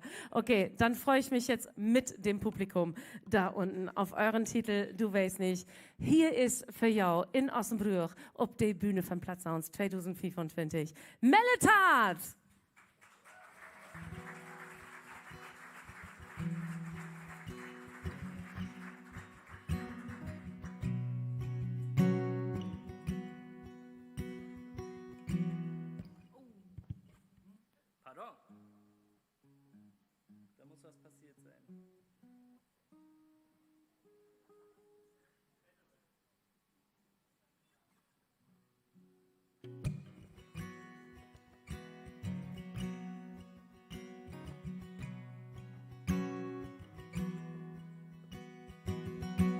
Jedes Wort, deine Lippen berührt, ist mir bekannt. Hose Bilder über den Bett, sie starren mir an. Nimmst mir den besten Freund in meinen Arm, wenn du holst, du machst mich so verlegen. So dicht doch kann ich haben, was den Augenschlag verspricht, kann dir nicht sagen. Nee, du weißt nicht, wo es ist, die zu leben. Nee, du weißt nicht, wo es ist, die zu leben.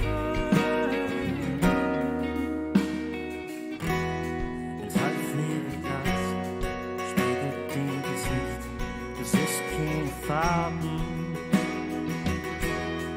Pulsar Schlücken trägst du den Kinn auf, Sekunden wert Jahre. So dicht ist vorher nie, den Augenschlag verspricht. Du willst nie haben, nee, du weißt nicht, wo es ist, die zu leben.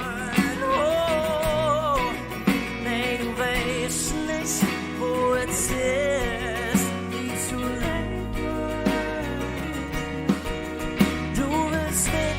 Es ist die Terminung sehen, die eine Welt so abfallen.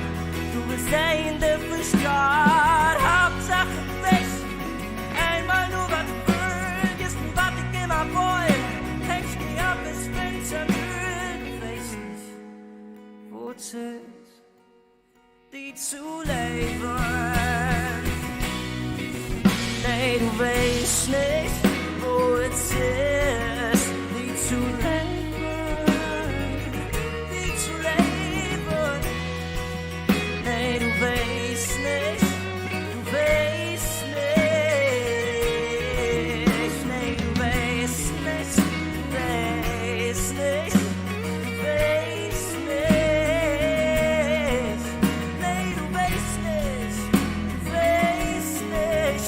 Face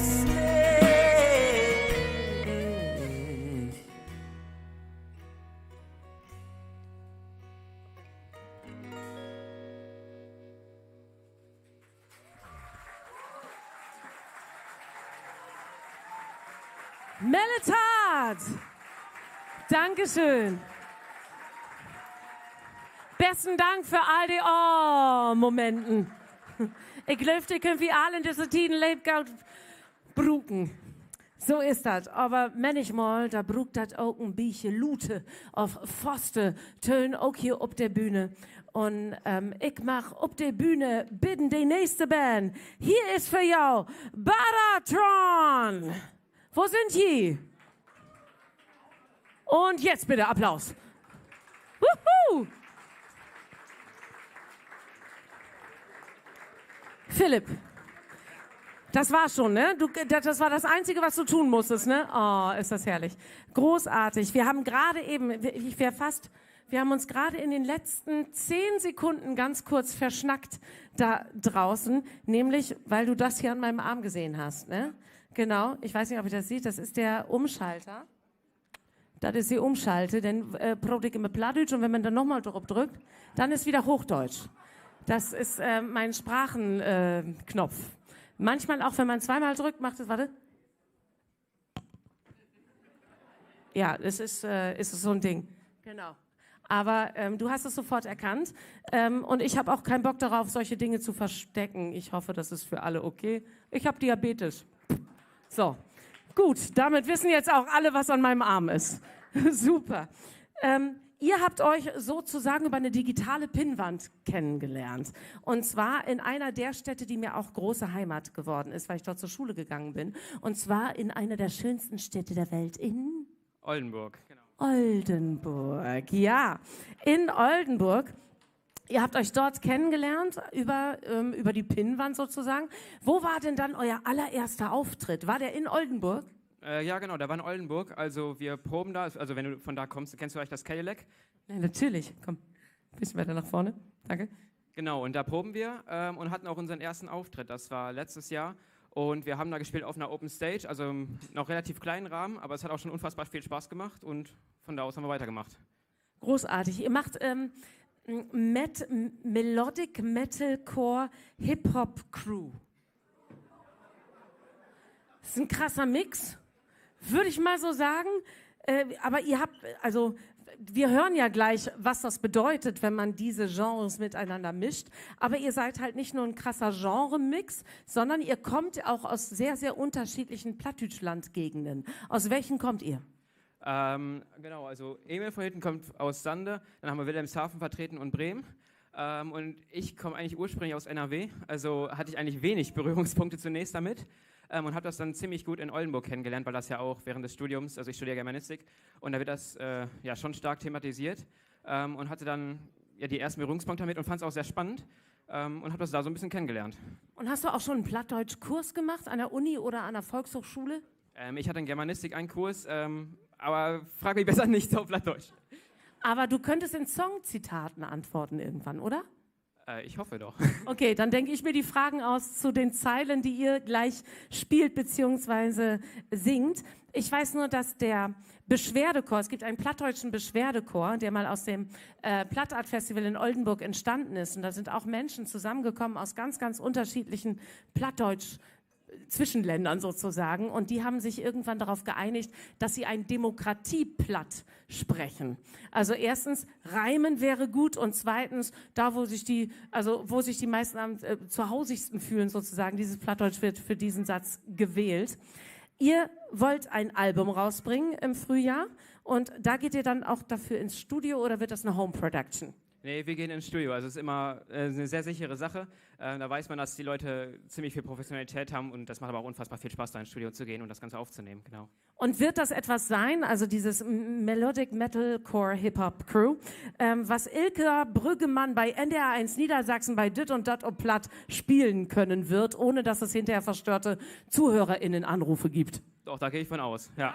Dann freue ich mich jetzt sehr darauf, das zu hören. Hier ist für euch aus Oldenburg und ziemlich vielen anderen Plattdeutsch-Zwischenländern Baratron mit Find Me.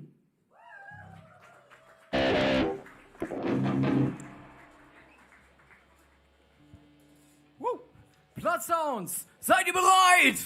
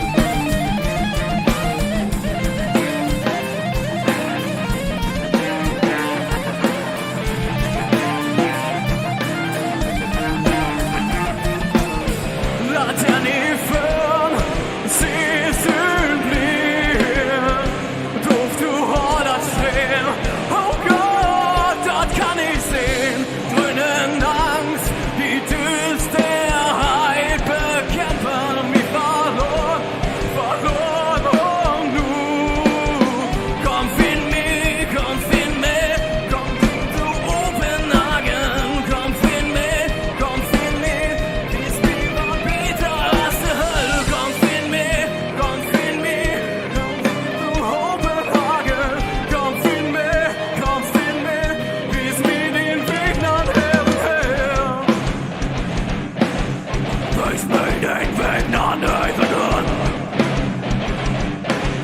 Wegs mir den Weg nach Nebenhöhen. Danke sehr.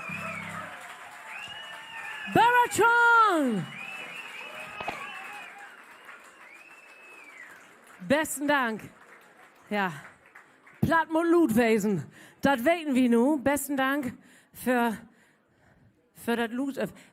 Vielen Dank für das Lautsein, für die plattdeutsche Sprache, wollte ich sagen. Nochmal einen großen Applaus für Baratron!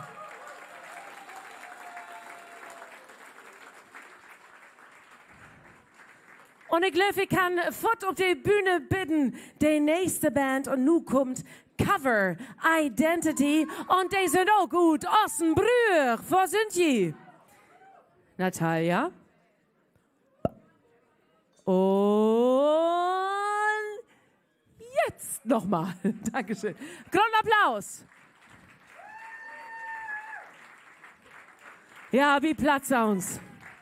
Wie Plattsounds, da mochten die Musikis noch Sorgen Söbens auf die Bühne bringen. Aber ich tut nur mit die Broten. Wir sprechen auf Hochdeutsch. Ja, wir sprechen auf Hochdeutsch. Ihr habt ja mit eurer Band angefangen während des Corona-Lockdowns. Da haben andere Sauerteig und Bananenbrote gebacken, aber ihr habt eine Band gegründet. Wie konnte das funktionieren? Ja, also ich war damals noch nicht Teil der Band, aber ich kenne die Story dahinter. Also es konnte erstmal funktionieren, weil Marvin und Cedric Brüder sind, also hat man schon mal einen Haushalt gehabt. Und der zweite Haushalt war dann halt Malte. Und genau, die haben sich dann zusammengetan und sich die Zeit vertrieben mit eine Band gründen. Also eine klassische Hausmusikband sozusagen. Also Hausmusik nicht mit OU, sondern mit AU. Aber doch ein bisschen anders, denn ihr macht Punkrock und vielleicht auch manchmal in die Richtung Metal. Was erwartet uns denn heute auf der Bühne? Wo sind wir? Sind wir bei Punkrock oder sind wir bei Metal? Wir sind schon sehr im Punkrock. Geht schon sehr nach vorne, ja. Und wenn ihr jetzt mal so richtig träumen dürft, wo geht's dann hin mit dieser Band? Ja, auf jeden Fall auf die großen Bühnen. Ist das hier schon eine große Bühne? Ich frage für die Relation und eine Freundin. Also wir haben schon auf größeren Bühnen gespielt. Also wahrscheinlich nicht. Aber noch nicht mit Plattdeutsch. Und hier seid ihr natürlich ganz, ganz groß. Jetzt, und bei Punkrock ist natürlich eigentlich das, was sich Punkrock-Bands auf die Fahnen schreiben, sind große gesellschaftspolitische Themen. Und dafür seid ihr natürlich auch heute angetreten. Nicht nur für die Musik, nicht nur für die Sprache, sondern auch für gesellschaftspolitische Themen. Ihr wollt also nicht nur Krach machen, sondern ihr habt auch was zu sagen. Worum geht's heute? Also, heute geht's auf jeden Fall gegen rechts. Erstmal ganz grundsätzlich. Im Speziellen geht es tatsächlich um Rechtsextremismus, der sich als Traditionsbewusstsein im ländlichen Raum verschleiert. Genau. Und eben so eine gute alte Zeit, wie das hier schon immer war, darstellen soll, obwohl es basically einfach nur rechts ist. Ja, dagegen gehen wir vor. Dankeschön. Magst du noch ein Stück nach vorne kommen? Ich habe gesehen, dass du geschrieben hast, dass es gar nicht so einfach war, in die plattdeutsche Sprache die Wut auch reinzubekommen. Also für Menschen, die plattdeutsch aufgewachsen sind, ne? Wie habt ihr das hele Spektrum an Emotionen in uns Sprach, in uns Maudersprach, auf harten Sprach bin? Warum ist das so? Warum ist das so, wenn man von außen auf die Sprache guckt und sie sozusagen als Spätkonvertierte lernt? Warum muss man da dann erstmal die Wut reinbasteln? Also ich hatte schon das Gefühl, dass die Sprache erstmal so eine grundsätzliche Entspanntheit und Lässigkeit so vermittelt. Und ja, die musste ich natürlich erstmal so ein bisschen zur Seite rücken. Aber woher das jetzt genau sprachlich kommt, habe ich nicht durchanalysiert, um ehrlich zu sein. Aber es hat geklappt am Ende. Du hast das Gefühl, du kannst ein bisschen Wut in dir spüren. Ich glaube, der Unterschied zwischen Mut und Wut liegt nur in einem Buchstaben. Und danke für euren Mut, gesellschaftspolitische Themen auf die Bühne zu bringen und die eben im Punkrock und auch laut zu verpacken. Ich glaube, wir brauchen noch ein bisschen Rhythmus dafür. Dafür gibt es gleich, ja, du brauchst noch ein bisschen. Ich habe gerade die Bands immer gefragt, sag mal, habt ihr eigentlich Bock? Und dann kam er auch noch mit dem T-Shirt um die Ecke und ich dachte so, okay, ich muss die Frage verändern. Also, habt ihr Lust? Ja. Ja, das ist wunderbar. Großartig. Ich würde sagen, sonst kann es gleich losgehen. Wie sieht's bei dir aus, mein Live? Ja, ist so weit? Ja, wunderbar. Anders können wir auch noch ein Köpfchen Tee trinken, das ist überhaupt gar kein Problem. Ja? Wunderbar. Großartig. Dann wünsche ich euch und ich wünsche jou natürlich viel Plaisir mit der nächsten Band. Hier ist für jou Cover Identity mit Raben.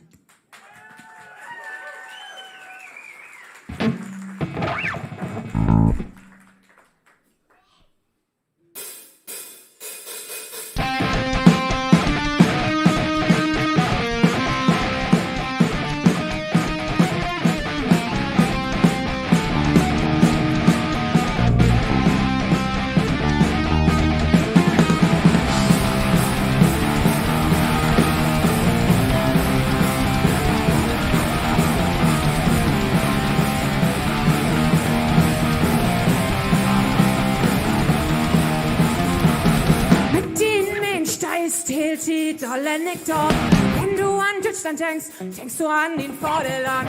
Du bist nicht radikal, nee, du bist vorher.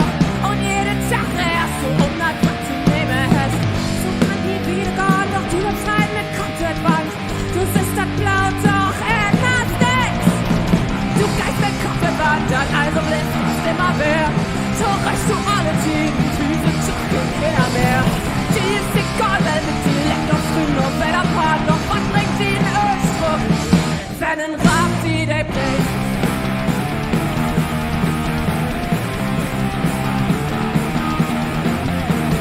Du denkst nur noch an die, den anderen sind wie Heligon. Und wenn sie schlecht geht, dann machst du auch noch ein Abos mal. Drei wieder rum, magst nicht, wer all mir die lebt.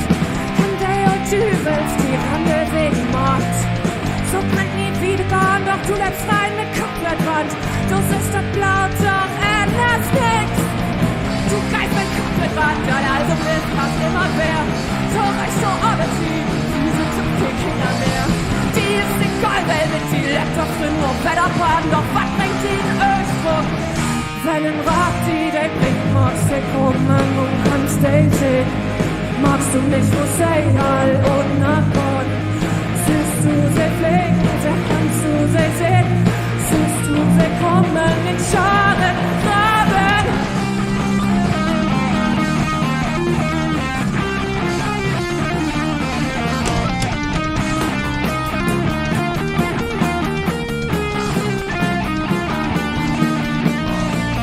Du Geist mit Kopf wandert, also blind, das immer wer. Doch recht du alle Tiden, wie sind doch kein Killer mehr. Die ist egal, wer mit dir lebt, doch für nur Wetterpart, doch was bringt die in Ölsdruck? Wenn ein Rad die Day bringt, wenn ein Rad die Day bringt. Wenn ein Rad die Day bringt. Wenn ein Rad die Day bringt. Doch was bringt die in Ölsdruck? Wenn ein Rad die Day bringt.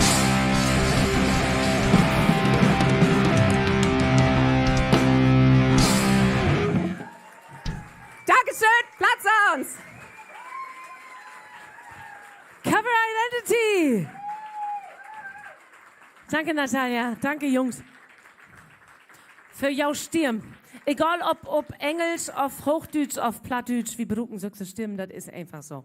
Also nochmal einen großen Applaus für Cover Identity!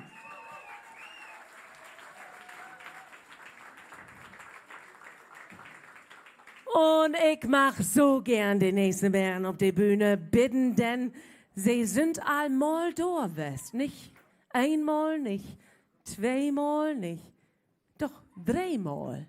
Dreimal sind sie all hier, West, und nur ist das vierte Mal.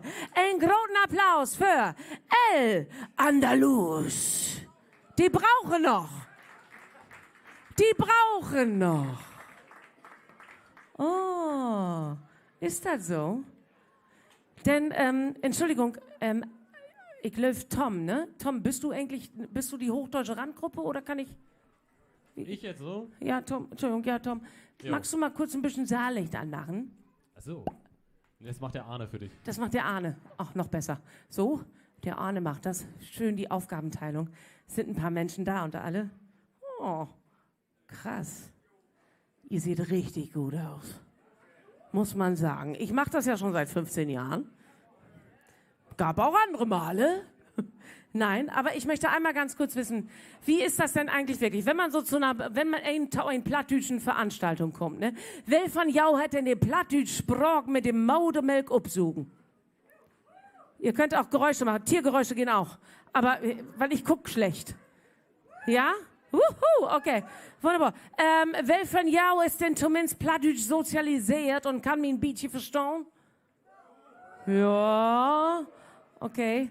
Und wer ist von doch bloß hier, um sich an Bruni satt zu sehen? Ich mach hopen, die Lü sind von doch hier. Du sag mal, Bruni, du, Sie sind doch auch immer hier in Kontrei unterwegs auf Tour, ne? Immer wer? Auch hier in der Lagerhalle? Mit die ganze mit volle Konfirmation. Im Februar gibt da noch Korten.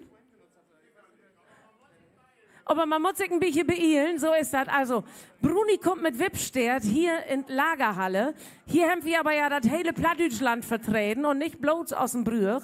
Wie man kicken, ob wir noch die letzten 5 Korten hier wegkriegen von Abend. Denn wenn sich was lohnt, dann ist das Wippstert, das kann ich sagen.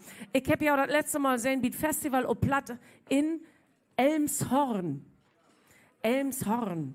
Ja, richtig. Und da haben die sowas von aufrühmt. Aber das ist auch einfach klar, denn die machen gauden plattdütschen Musik und das kommt von der Harten.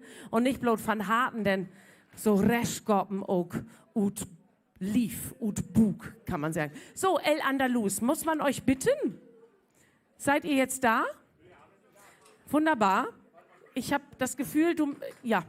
Wenn du dich nach unten beugst, solltest du dich andersrum nach unten beugen, genau. Wir hatten das schon mal, mein Junge.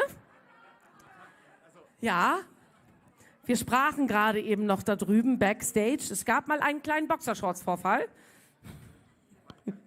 Du kannst ihn nennen, ja, wer sich erinnert, war nicht dabei. So, ihr seid quasi die andalusischen Löwen. Ihr kommt nicht von hier, ihr kommt nicht aus Ostfriesland, nicht aus Oldenburg, nicht aus Wilhelmshaven, sondern ihr kommt aus... Region Braunschweig, Braunschweiger Land. Braunschweig. Ja, ihr seid Löwen, ne? Aber ihr, wie gesagt, ihr seid gar keine Unbekannten und ihr habt heute auf Instagram einen Post gemacht mit den Spaßfakten zu Plattsounds. Ihr wart dabei 2020, 21 und 23 und dann seid ihr uns einmal fremd gegangen. Und sie waren bei Platt Beats. Aber sie sind wieder zurückgekehrt und das ist das Wichtigste, würde ich an der Stelle sagen. Wie war es denn bei Platt Beats? Wir haben die ja auch alle lieb dort, darum geht es überhaupt nicht. War schön, ne? Ja, war schön. Wir sind das erste Mal in Hamburg aufgetreten. Das war schön im Logo. Da sind auch Oasis, glaube ich, aufgetreten und noch andere. Schon ein bisschen länger her. Ist schon ein bisschen länger her. Also die waren jetzt nicht Backstage, aber wir können sagen, hey, da waren wir auch. Weißt du, wer da noch war im Januar? Die Deichgranaten.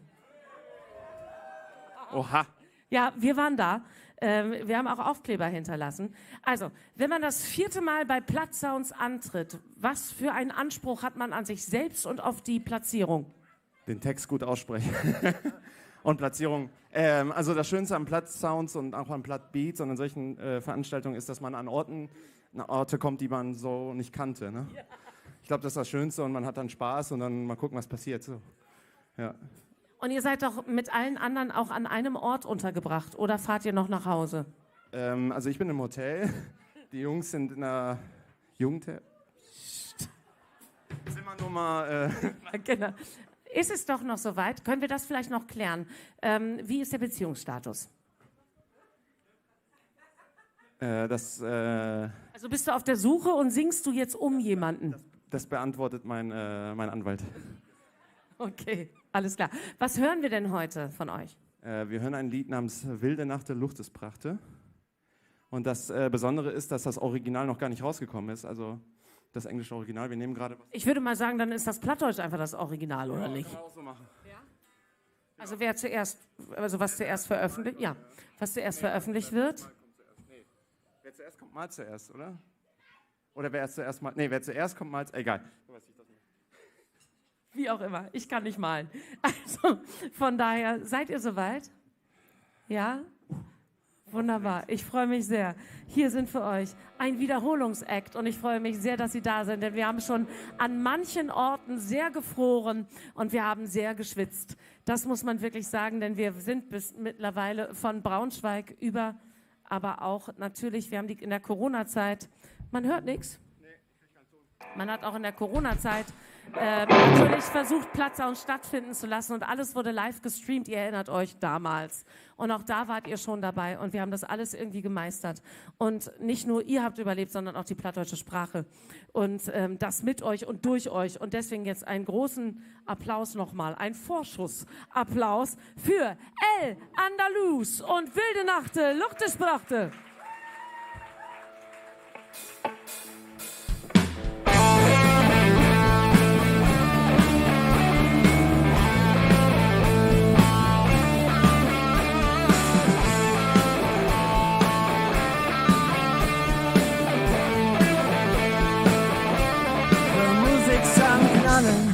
Tränke der Flatette, Malza mit Sieg und am Neon Rouge.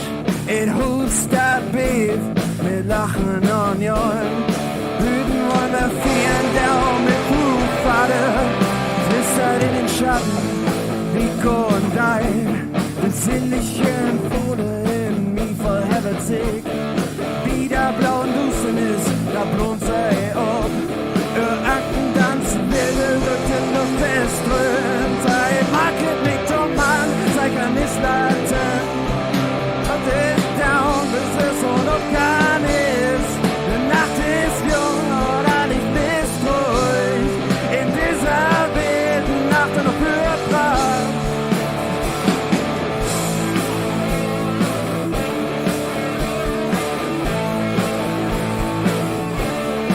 In dieser wie eine Flucht, Fleiten ob Band, fahren des Mondlots hoch. Sei bringt mich Tonne Welt, froh und wahrhaft. Bis der noch breit, sieht man für dich und mich. In die Lust beim Schirm, während Flammen der Lust. In den Young ins Boot, Wette, Lust in der Dicke. Tut's vereint, interessante Maschinen. Sei Market nicht um Mann, sei kann es laten. Wir wollen it down, bis es so noch gar nicht. Die Nacht ist jung oder nicht ist ruhig. In dieser wilden Nacht in der Frühpark. Market nicht um Mann, sei kann es laten. Wir wollen it down, bis es so noch gar nicht. Die Nacht ist jung oder nicht ist ruhig. In dieser wilden Nacht in der Frühpark.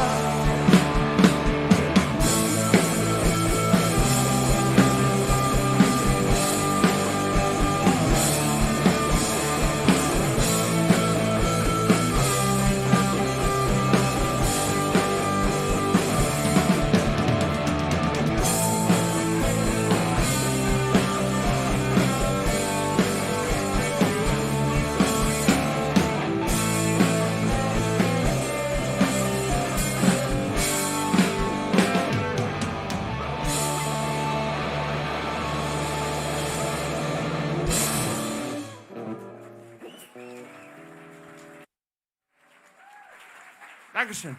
El Andalus! El Andalus! Fein, dass ihr wer da sind. Man muss das wirklich sagen. So. Aber wenn ihr Alfair mal dabei wärst, ne, dann kann das doch auch bald zumindest einen plattdütschen EP geben, oder? Sicherlich. Wir haben jetzt wie viele Lieder? Warte mal, wir haben Magnum Dong, Ain't Feelin' Right, Texas Switch, von Ain't Feelin' Right haben wir 2. Jetzt haben wir, also wir haben 5 plattdeutsche Lieder, wenn ich richtig zähle. Macht eine EP, würde ich sagen, kommt nächstes Jahr raus, meldet euch. Wir machen gerade eine EP. Das ist ja das Ding. Auf Plattdeutsch? Nicht ganz. Aber wenn ihr lieb seid, vielleicht machen wir daraus eine plattdeutsche Version. Ich würde sagen, ein Special Edition, das sind doch Indie, oder nicht? Richtig, dir gewidmet. Ja, mir gewidmet. Oh, mir gewidmet. Danke dir sehr. Wunderbar. Nochmal, einen großen Applaus für El Andalus, die Braunschweiger Löwen. Und nun kommt noch eine Band, die sind auch das letzte Jahr dabei gewesen und sie haben auch die Aufschluss spielt sozusagen, das grande Finale von der Plattdeutsch Bandwettstreit in 2024. Nun sind sie wieder dabei und wir freuen uns, dass sie traurig sind. Ein großen Applaus für Sick Lick aus Hannover.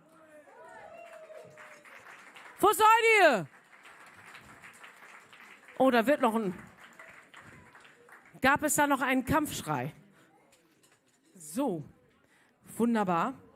Aus dem hochdeutschen Hannover der beste Beweis, dass es auch anders geht. Oh, es werden wieder Requisiten mitgebracht. Und vor allen Dingen ein glitzerndes Mikrofon. Hat da jemand bei Zirkus Roncalli und bei Helene Fischer abgeguckt? Nein. Okay, weil dann wärst du natürlich auch reingeflogen, oder? Ich hatte es auch überlegt, ob ich heute reinfliege in so einem Paillettenkleid. Einfach so eine kleine Trapeznummer. Ich habe aber kein Paillettenkleid gefunden. Ja, wunderbar. Worauf können wir uns denn in diesem Jahr freuen, Evelina? Auf Hard Rock vom Feinsten, würde ich mal sagen. Und ihr macht ja Hard Rock so richtig aus sozusagen meiner Jugend eigentlich. Es hat so den Flair der 80er und 90er Jahre. Wie seid ihr denn darauf gekommen, sich diesem Hard Rock Flair zu bedienen? Wir haben einfach sehr viel von dieser Musik gehört.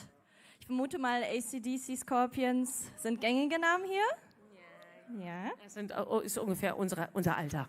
Ja, okay. Aber das haben wir halt gehört durch unsere Eltern und das mochten wir alle. Und so ist es dazu gekommen, dass wir auch Bock hatten, eigene Musik in dem Stil zu machen.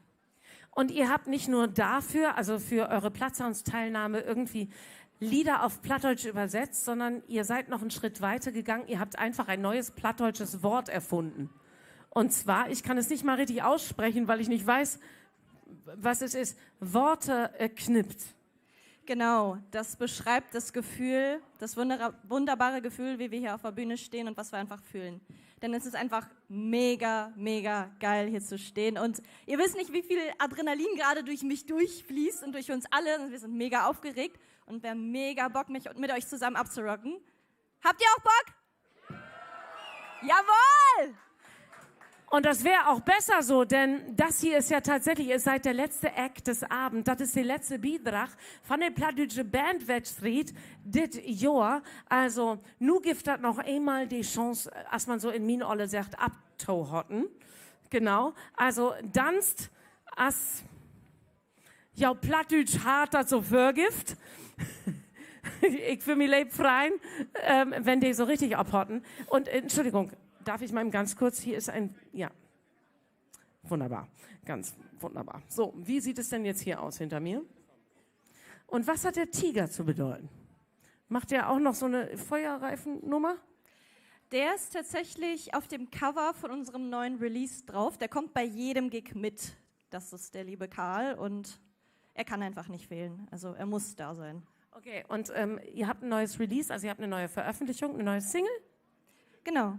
Die heißt Who Made Rock.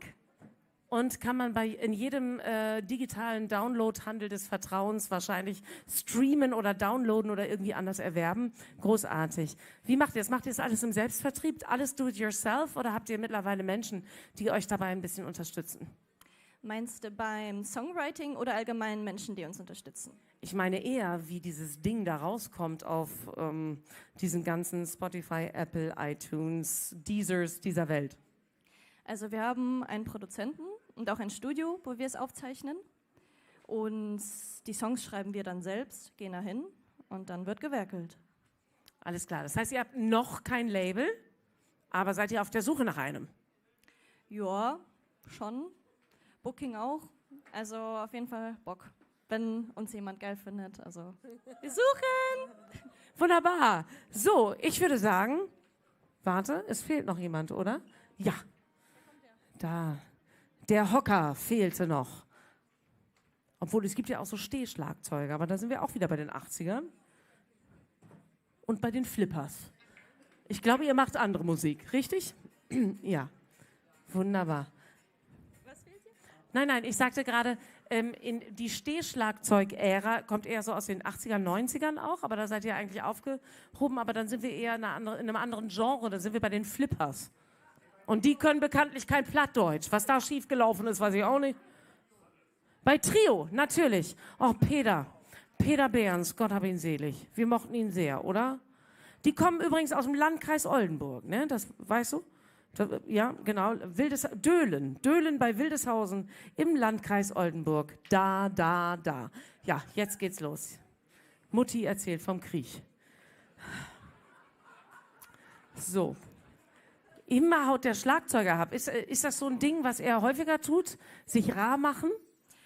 Ja, er ist immer im Hintergrund und hat sehr viele Sachen. Ja. Deswegen, er vergisst auch gerne mal welche. Und vor allem das Windspiel, das, was da gerade so rumklimpert. Die Chimes. Die Chimes. Da kriege ich gleich ganz weihnachtliche Gefühle. Weiß jemand, wie lange es noch... Also bitte noch... Weihnachten, wofür doch noch? Bitte? Bitte? Entschuldigung, es gibt unterschiedliche Sprachen und Vorstellungen von Weihnachten. Ich meine, Heilige Abend, wie lange noch? Zu kurz auf alle Fälle. Hemmt ihr all Weihnachtsgeschenken? Hemmt ihr all zusammen? Hemmt ihr all Glück hat auf Glöwin? Okay, ich hab Markt in Ossenbrüch ist auf alle Fälle kann ein all für Alex Glöwin trinken. Het heel lecker Schmuck. So, sind wir soweit? Ja. Hätt auch eher da allen plattdütsch Gemüt, sagt mir mal so. Ah, die In-Ears, alles klar. Wunderbar. Das sieht so ein bisschen aus, als wäre er an so einen Herzmonitor angeschlossen, ne? Auch. Vielleicht auch ein Wehenschreiber, ich weiß es nicht.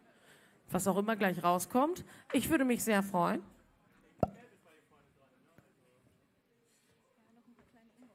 Kleine Umbauprobleme. Sag mal, moin. Moin. Möchtest du dich kurz vorstellen? Ja, ich bin der Lukas, spiele Bass bei Cyclic.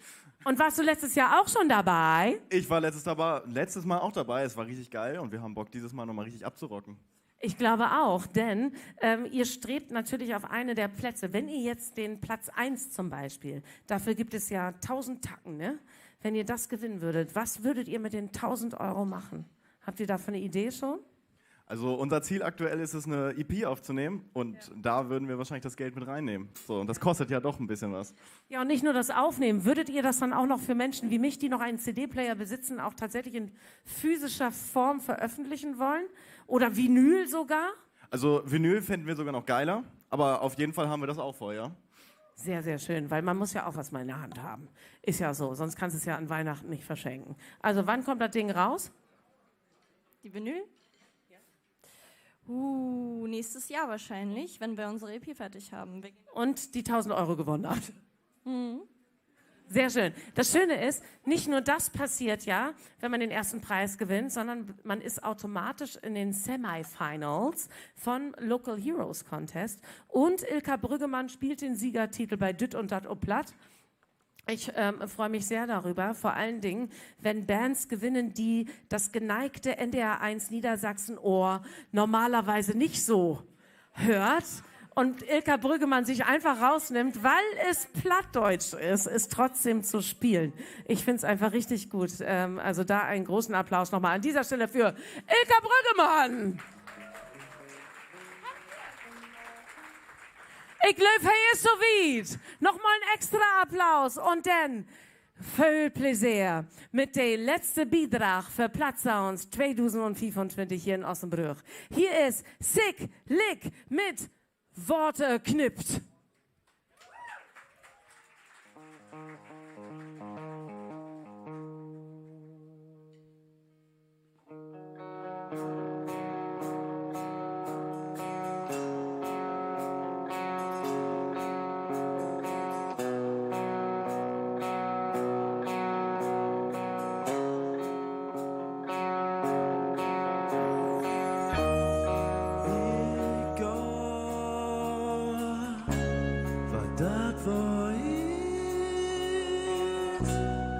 Ich kann dit Gefühl nicht abholen, wenn ich dich sehe. den nochmal oder noch mehr tief. Der Tief, wo ich dich allen zeig, was pflügt dort mein Kopf. Wenn wir nicht da, können wir nicht fehlen. Ich leb mein Leben. Kommst du mit?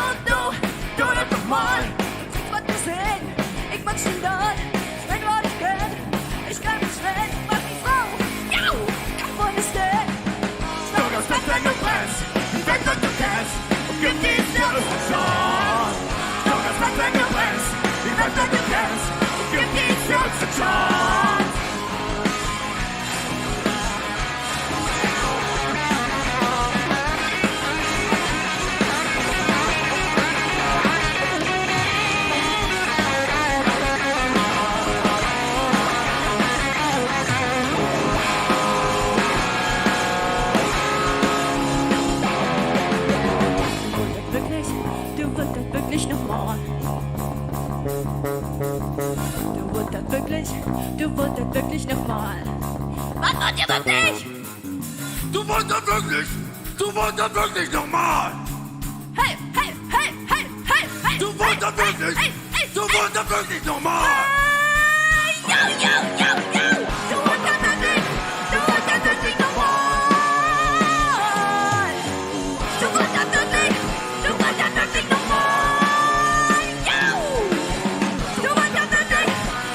wirklich nochmal!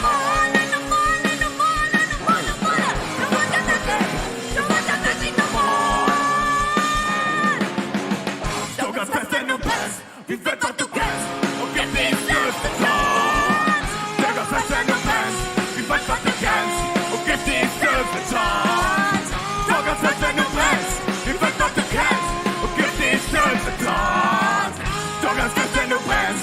Wie wird was du kennst und gib die letzte Chance.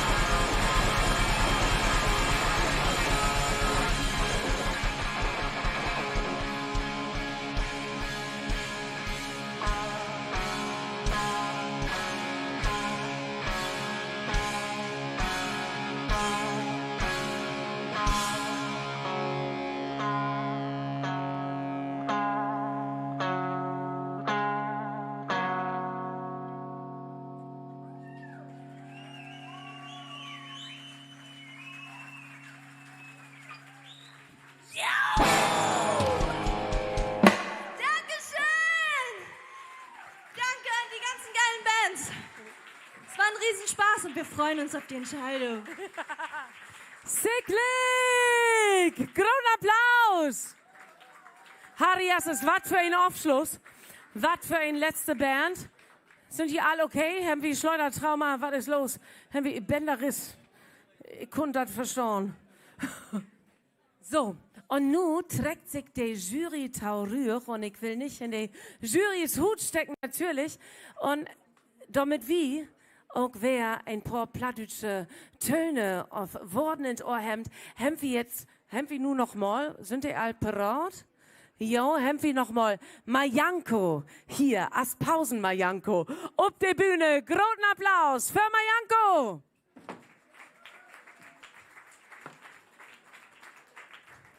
Ja, nur eine Treppe, ich weiß. Ist ein bisschen schwierig. Ja, wunderbar. Majanko, wo soll ich das ut? Kann ich mit die Broten, also wie dem du diese Dinge aufbaust? Ja. Geht das? Ich sag mal so, wenn ich stimme, kann ich auch immer nicht reden, aber ich versuch's. Wunderbar, dann bau gerne auf. Also, Majanko hat 2019 gewonnen und er hat auch in 2024 gewonnen. Und du bist aber das letzte Mal nicht bloß in Semifinals von Local Heroes Contest West. Du bist auch noch eine Runde weitergekommen, richtig? Ins Finale, ja, nach Hannover. Du bist mit einem plattdeutschen Song oder mit einem ganzen Set ins Finale nach Hannover gekommen? Mit einem ganzen Set, aber wir haben den einen Song halb platt, halb deutsch gespielt. Damit ihr niemanden verliert auf eurer Reise. Alles klar. Wie war's, in so einem hochdeutschen Kontext an Bandwettbewerben teilzunehmen? Ist da die Stimmung eine andere Backstage?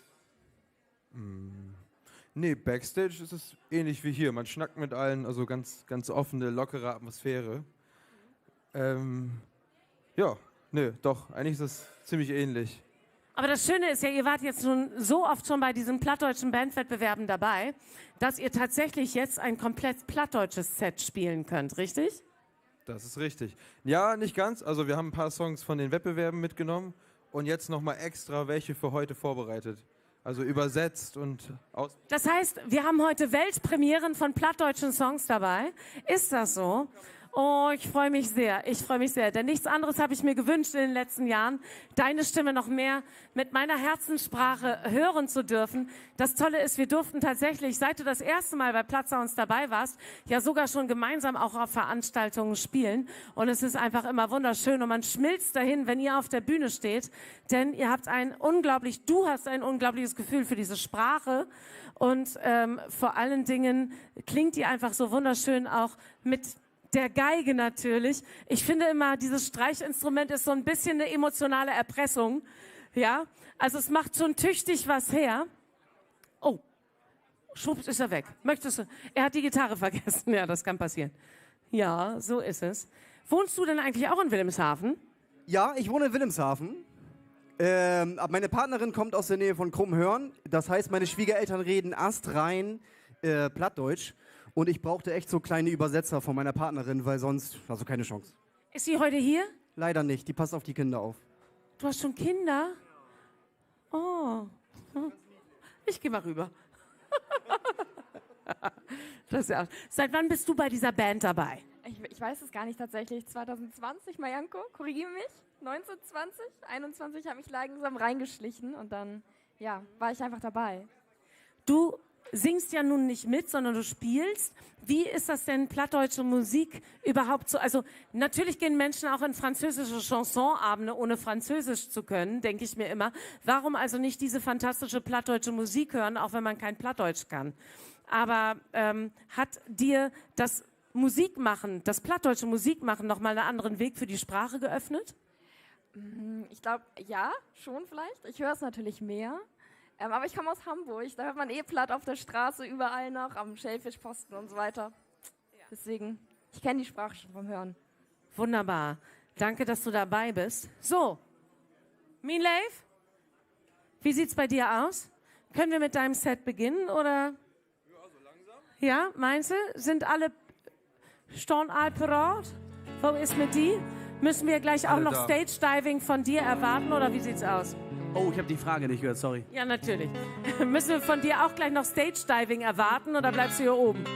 Ja, auf jeden Fall passiert das gleich. Mit Rückwärtssalto von der Bühne. Ihr müsst also näher rankommen, sonst fällt er nämlich auf den Boden. Das war die Aufforderung an der Stelle, richtig? Sonst fangen die mich immer auf. Ja, aber das geht nur, wenn du entweder sehr weit springen kannst jetzt oder die noch ein bisschen weiter nach vorne kommen. Du warst ja gerade beim ersten Song noch nicht mit auf der Bühne. Du hast die ganze Zeit Backstage gesessen und du hast jede einzelne Band an dir vorbeilaufen sehen mit all ihren Aufregungen und Verkabelungen. Wie war es, da hinten zu sitzen? Unglaublich gut. Entspannt, das Essen war schick. Ja, das war richtig gut. Du kannst das ruhig erzählen. Ich hatte gestern Geburtstag und wir waren noch lange unterwegs. Ja, das stimmt. Ja, das ist die Wahrheit. Nee, eigentlich, das war richtig gemütlich. Die Bands waren alle entspannt. Ja. So ist das bei den Plattdeutschen. Womit beginnen wir denn jetzt? Mit welchem Song? Antidepressiva. Bitte? Antidepressiva. Antidepressiva. Da freuen wir uns drauf, denn Lü Brukendat. Was kommt jetzt? Wie sagst du, was? Was kommt jetzt? Was sie noch holt? Ja. Ach, mein Hocker für das Klavier. Sonst machst du den Peter Plorde. So. Vielen Dank. Dann würde ich sagen, ich wünsche jou viel Plaisir. Nu nicht bloß in die Jurypause, denn nu kriegt wie ein extra Mini-Konzert sozusagen von Majanko.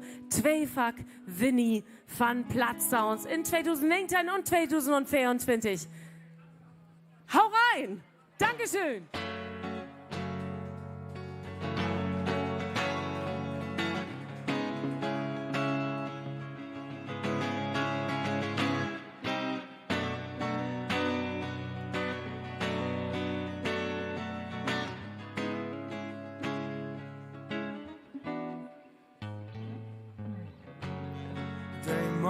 Schien hält der blaue Auto schieben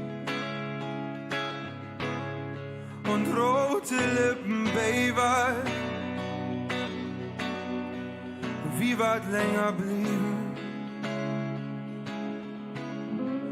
wie snackt, küssen dort wie Leber, Laternen leuchten neongrün.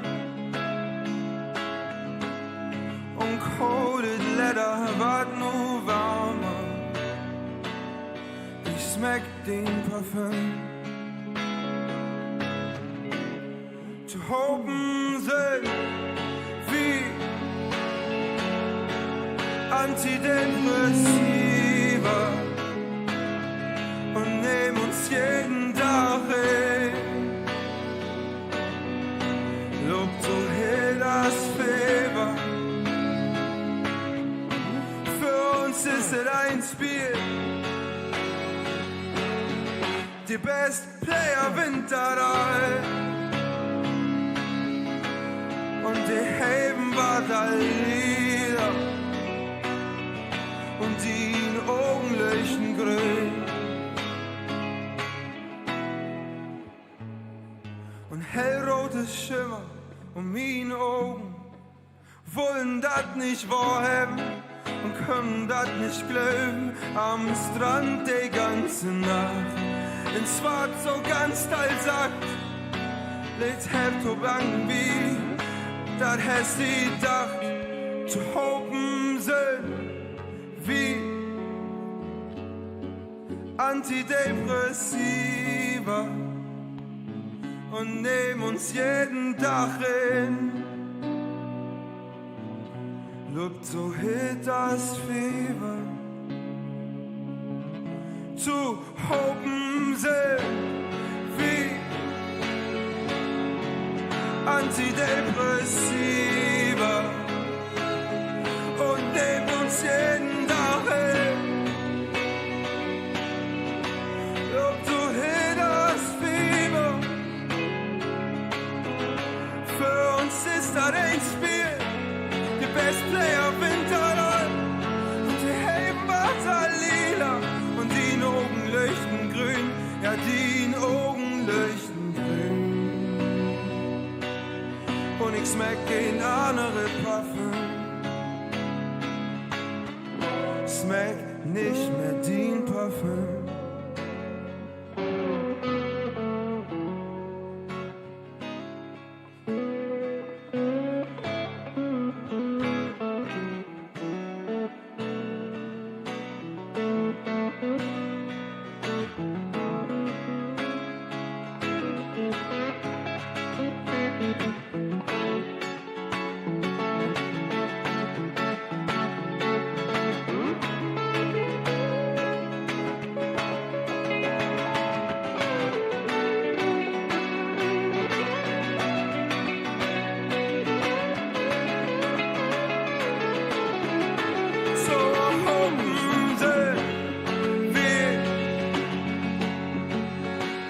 Antidepressiva und nehmen uns jeden Tag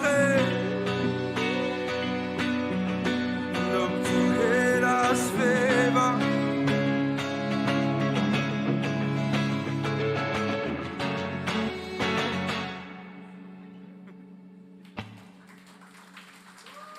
Ist ja auch für uns ganz lustig, so ohne Schlagzeug. Ja.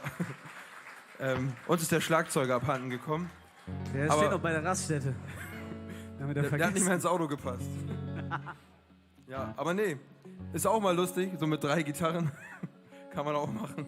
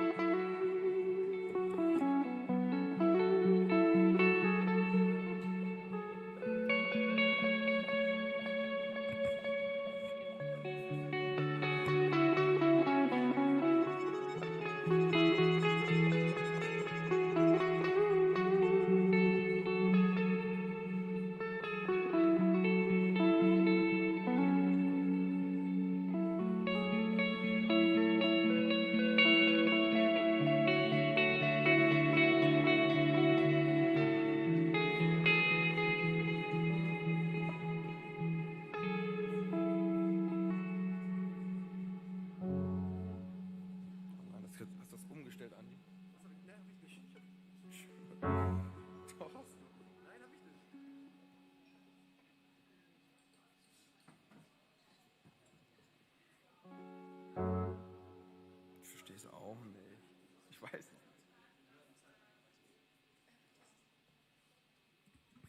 Das ist wie so ein Fiebertraum. Jedes Mal geht dieses Pedal nicht. Ja, mal geht's nicht. Das ist das Pedal leider kaputt gegangen. Das hatten wir bei Local Heroes auch schon. Man hat ja nur begrenzte Zeit, ne? Also 20 Minuten, und da ging das auf einmal auch nicht. Da mussten wir improvisieren. Ne, irgendwie will er das nicht mehr. Ich verstehe das auch nicht. Warte. Keine Ahnung. Einmal mache ich noch an und aus, manchmal funktioniert das dann.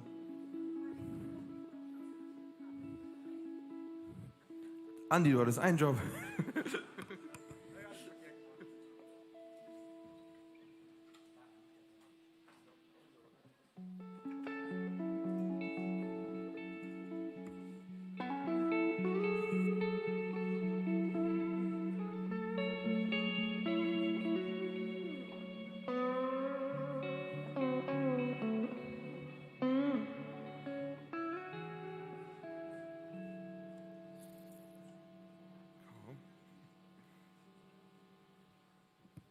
Ist auch mal schön, so ein bisschen Stille. Ist nicht der richtige Sound. Ich verstehe es auch nicht. Das ging ja beim Soundcheck, ganz sicher.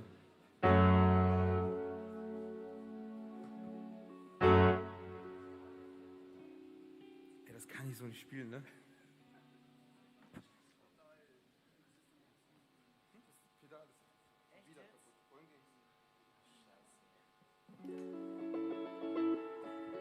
Aber das macht nichts.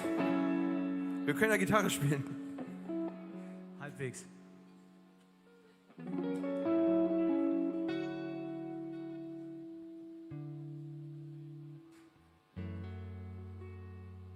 Kann ich die Gitarre ein bisschen lauter auf dem Monitor haben? Also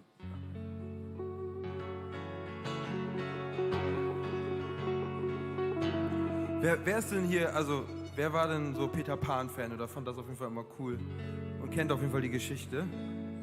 Mal so ein Handzeichen. Ja? Der nächste Song heißt nämlich Nimmerland.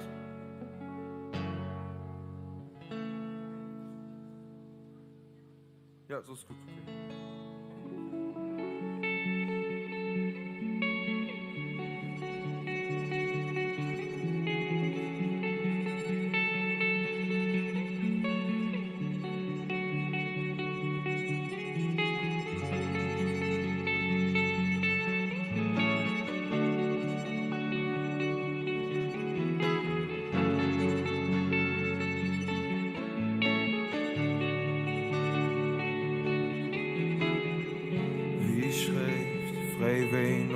Plakaten. Ja, frei wein wat schuld wein, bin ich frei und allein. Leber som Pflicht loslöst von alles, ja frei von Leben. Und dabei war Tod verpassen, ja frei von Geld, geh durch die Welt mit leeren Taschen, ganz und gar frei. Und direkt all das Halbe, ich will, ich will, ich will, dass du mit mir fliehst. Noch nimmer an, ich will nicht mehr. Und ich grüß Peter Pan, wenn ich ihn seh. Gib mir einen golden Gedanken. Und ich flieh, gib mir einen golden Gedanken. Und ich flieh.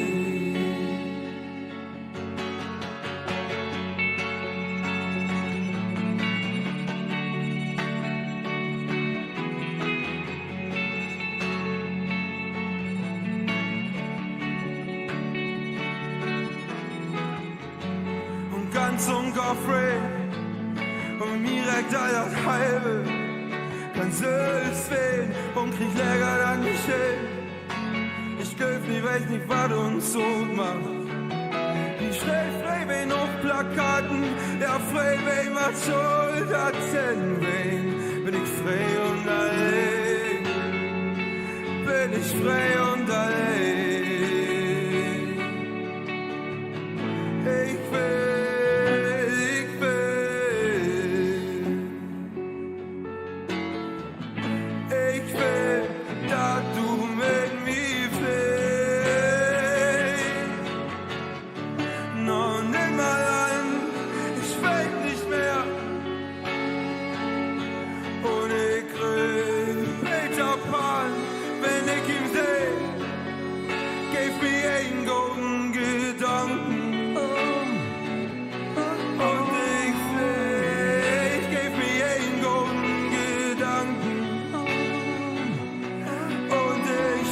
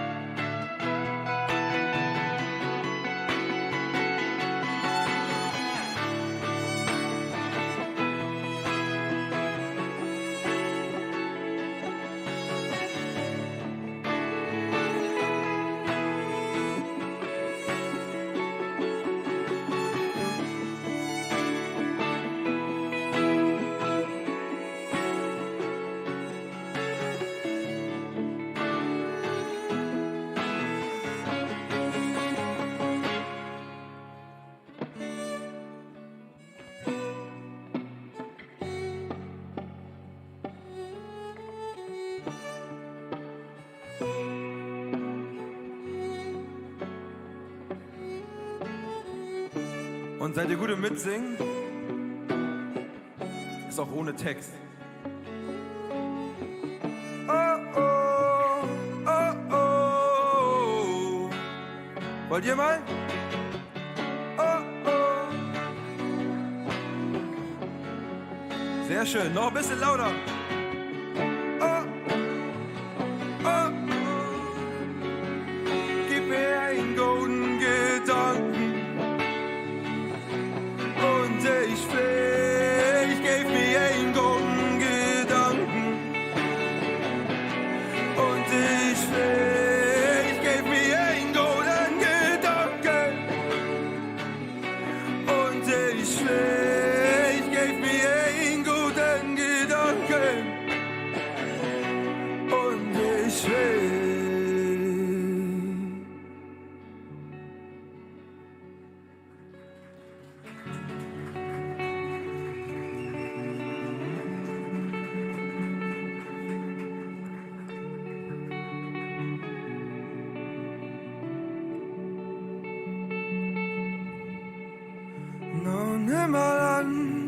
ich weet nicht mehr. Und ich krieg Peter Pan, wenn ich ihm seh. Gib mir einen guten Gedanken. Oh. Gib mir einen guten Gedanken. Sehr schön. Gib mir einen guten Gedanken.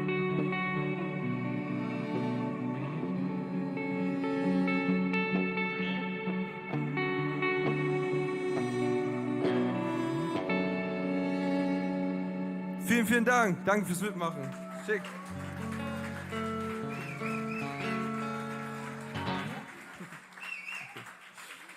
Okay.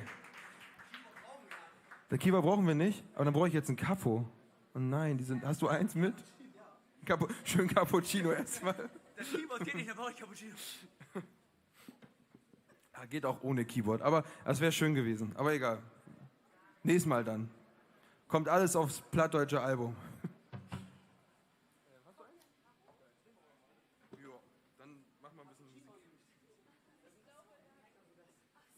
Ey, warte, Falco, du.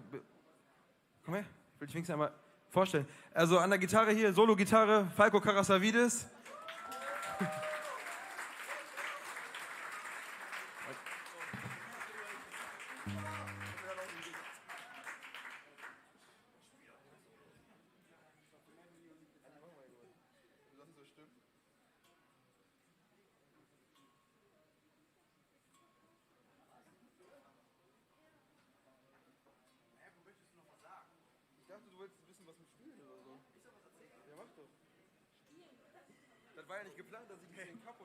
Also, wie ihr alle gemerkt habt, die Technik spielt wieder nicht mit bei uns. Das liegt nicht an den Technikern hier, die machen einen fabelhaften Job. Und dafür bitte mal einen Applaus, denn die sind wirklich ganz früh hier. Und das ist, glaube ich, auch gar nicht so einfach, sich um so viele Bands zu kümmern. Und das vergisst man immer, weil wir sind einfach nur hier und machen Musik.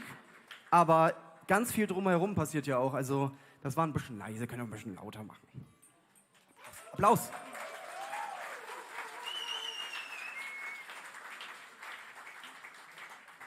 Hi wird besonders. Habe ich gelernt. Kannst du mal noch Platz reden? Bist du fertig? Ey, das ist so doof mit Capo hier. Aber jetzt glaube ich gut.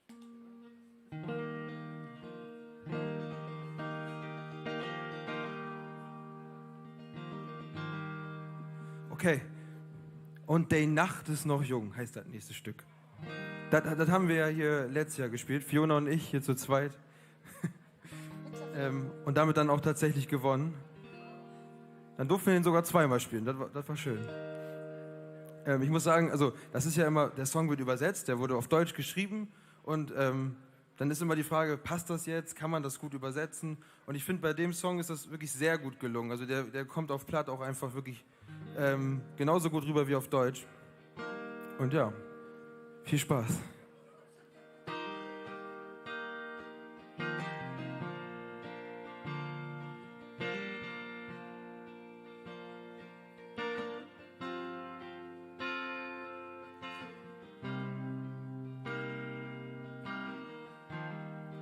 Ich glaub nämlich viel zu sehr, dass alles wann von allein klar.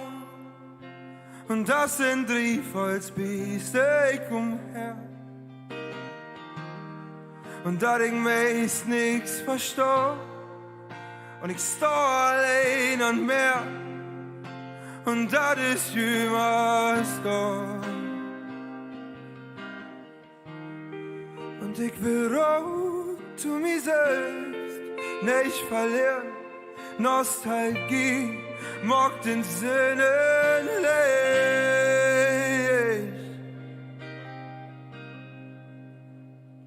Und die Nacht ist noch jung, ja, und wir bin ledig. Und ich will die noch nah weg und du die wegscherst.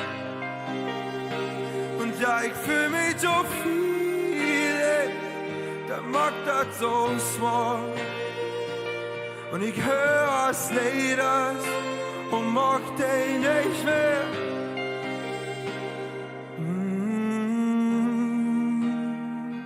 Oh, oh, oh.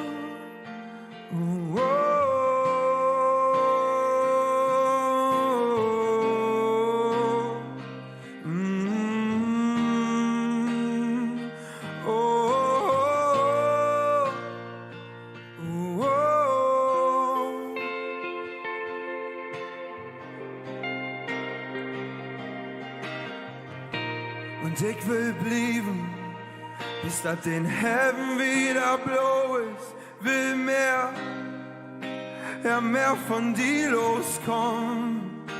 Versucht das klar zu kriegen, das treibt mich in den Wahnsinn. Seh bloß dein Gesicht von mir. Und ich will auch zu mir selbst nicht verlieren. Nostalgie mag den Sinnen leid. Und die Nacht ist noch jung, jung. Und wie bin ich? Und ich will die noch nachwehen. Und du die wegscherst. Und ja, ich fühl mich so viel ein. Das macht das so schwer. Und ich hör's nicht das und mag dich nicht mehr, ja nicht mehr.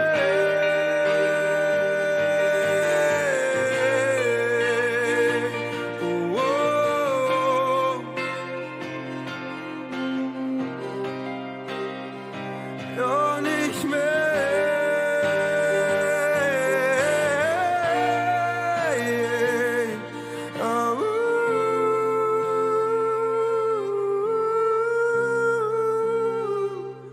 Nacht ist noch jung.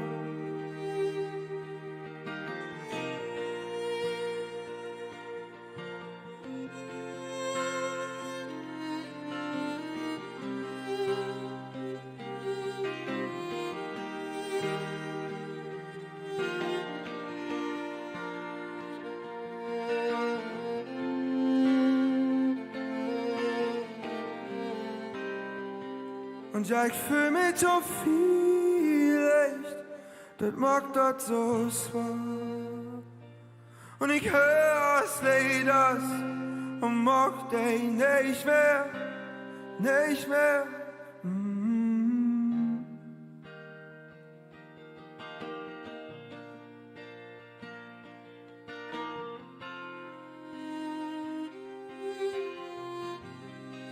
Fiona Helbing an der Geige. Macht doch mal einen Applaus.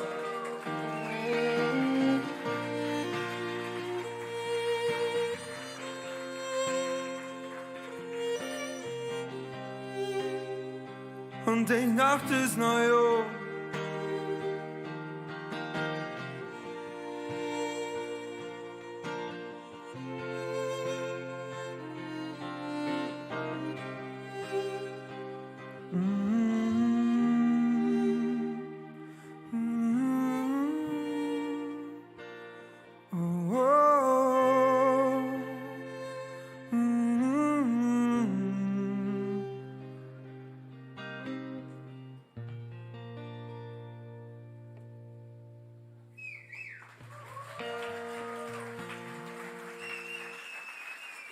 Vielen Dank.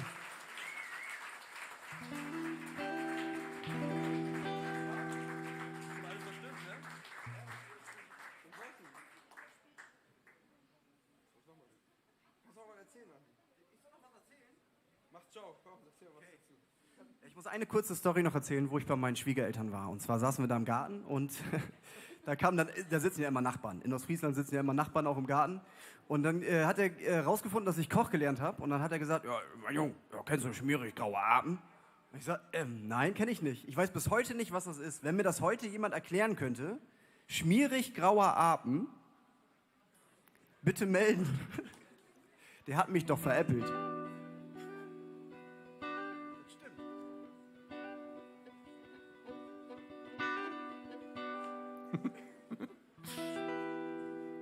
Mach's ciao.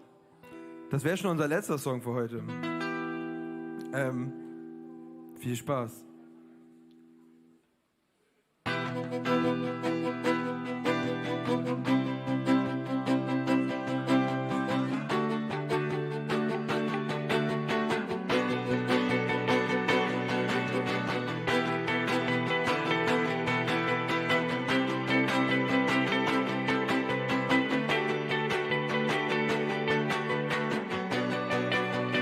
Dreht uns im Kreis, sind ook bald do, din brune Augen sehen bloß noch zwei. Min Worten sind nix nicht zu broken, ich komm nicht klar. Wieso steigst du einfach da? Ja, din brune Augen, ich seh bloß noch zwei. Und ich seh, ich mach's schon. Ist sowieso vorbei, du verstehst mich nicht, ist mir egal. Eins gut, so blieben und bleiben wir alle. Ist sowieso vorbei, du verstehst mich nicht, ist mir egal. Eins gut, so blieben wir allein. Und drei mir sei bunten Kram, sei swat auf swat, ja da hätt ich mich verbegen. Darauf wollte ich nicht mehr reden, dat so blind ich bin. Machst du mich mehr, mach ich die nicht. Komm ich to die Chest, die weg. Wie viel Opfer bei einem blinden Plan.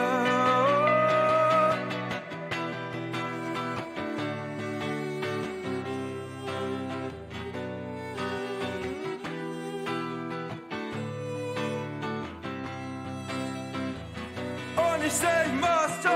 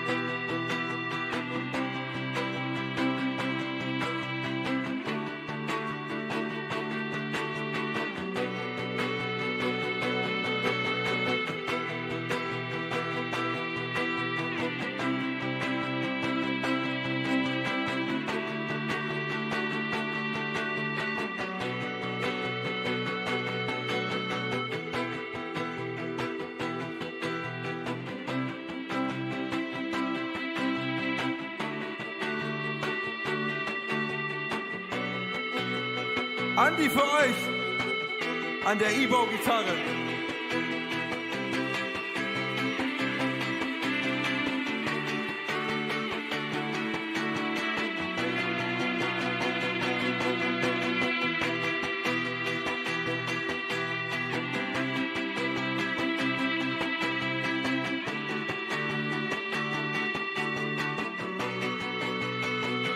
Und ich seh, ich mach's schon.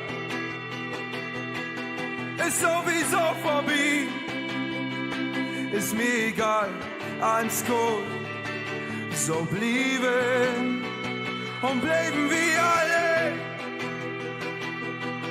Ist sowieso vorbei, ist mir egal, eins gut, so blieben wir alle.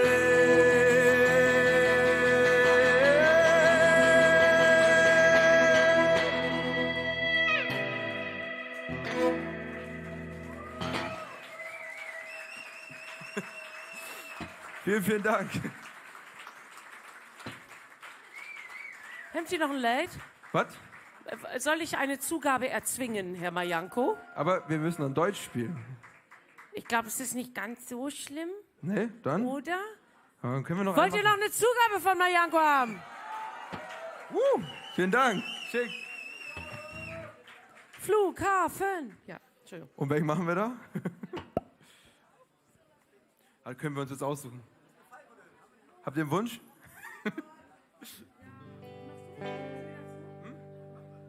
Falco, willst du wieder raufkommen? Dann machen wir gestern.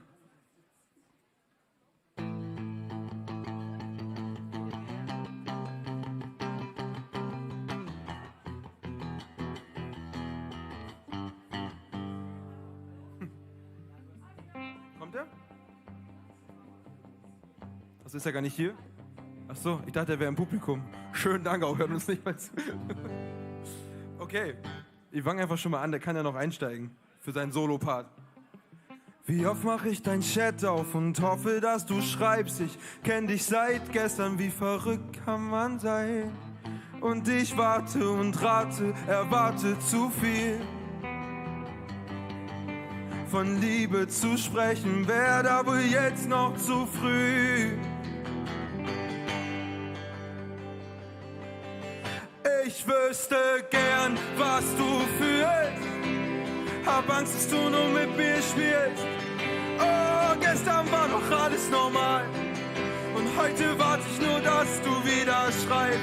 Und mein Kopf spielt mir einen Streich.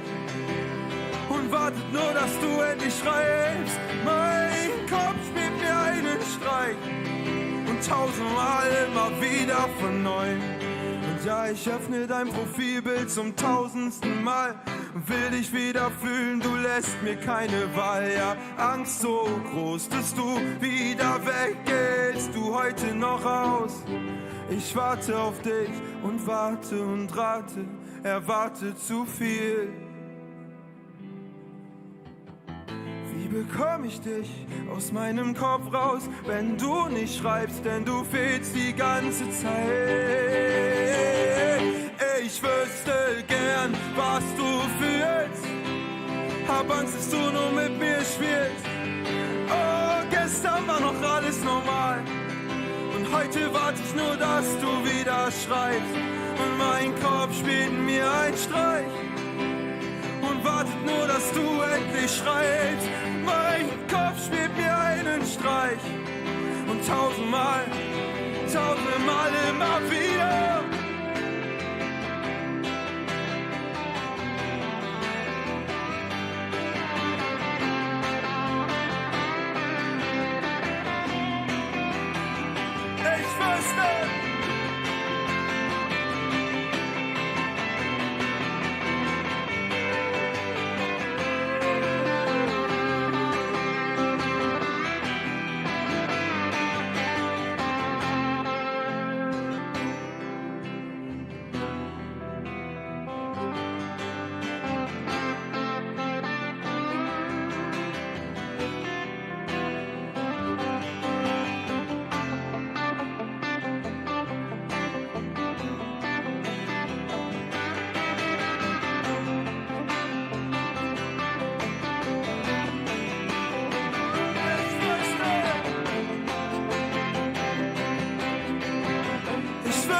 Ich wüsste so gern, was du fühlst. Oh, ich wüsste gern, was du fühlst. Hab Angst, dass du nur mit mir spielst. Und gestern war noch alles normal. Und heute warte ich nur, dass du wieder schreibst.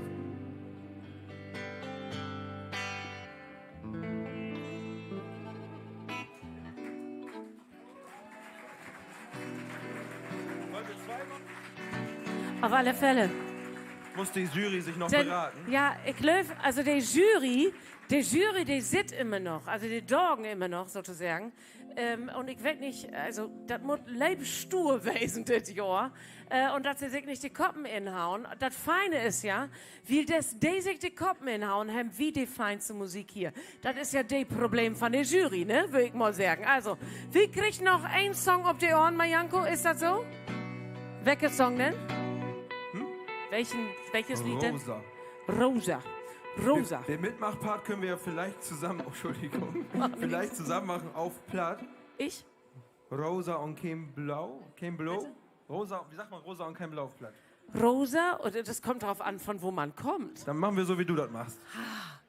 Rosa und Kienblau. Und Kienblau, das machen wir dann nachher zusammen. Das geht ungefähr so. Rosa und Kienblau. Und ich mag Rosa und Kienblau. Mit euch? Rosa und Kienblau. Rosa und Kienblau.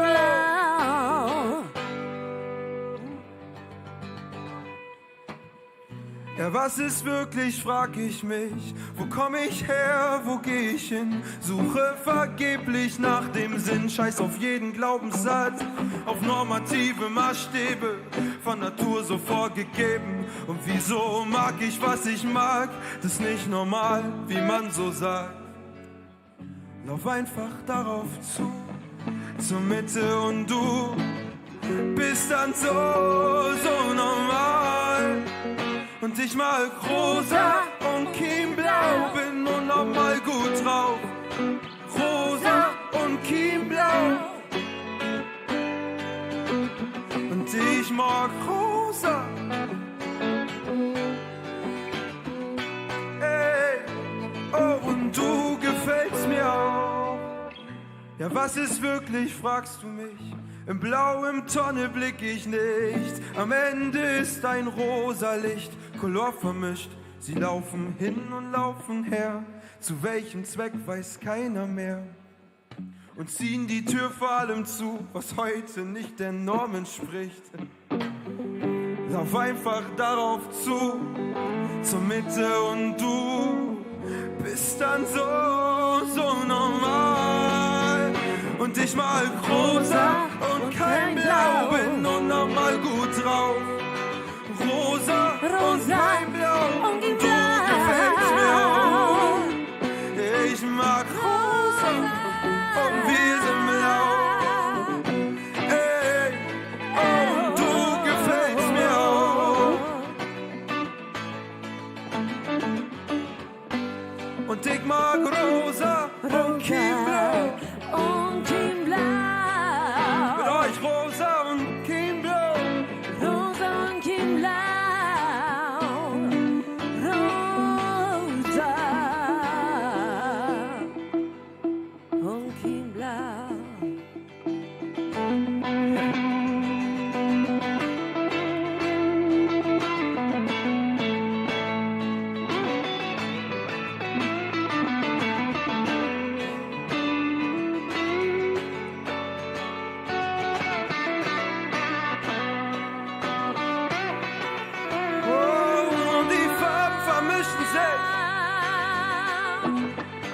Und langsam werde ich apart, ja, das ist nix für mich. Und ich mag nicht immer nur rosa, rosa, rosa. Und ja, die Farben vermischen sich. Langsam werde ich apart und das Urteilen ist nix für mich. Und ich mag nicht immer nur rosa, rosa, rosa, rosa. Und ja, die Farben vermischen sich. Langsam werde ich apart und das Urteil ist nix für mich. Und ich mag mich.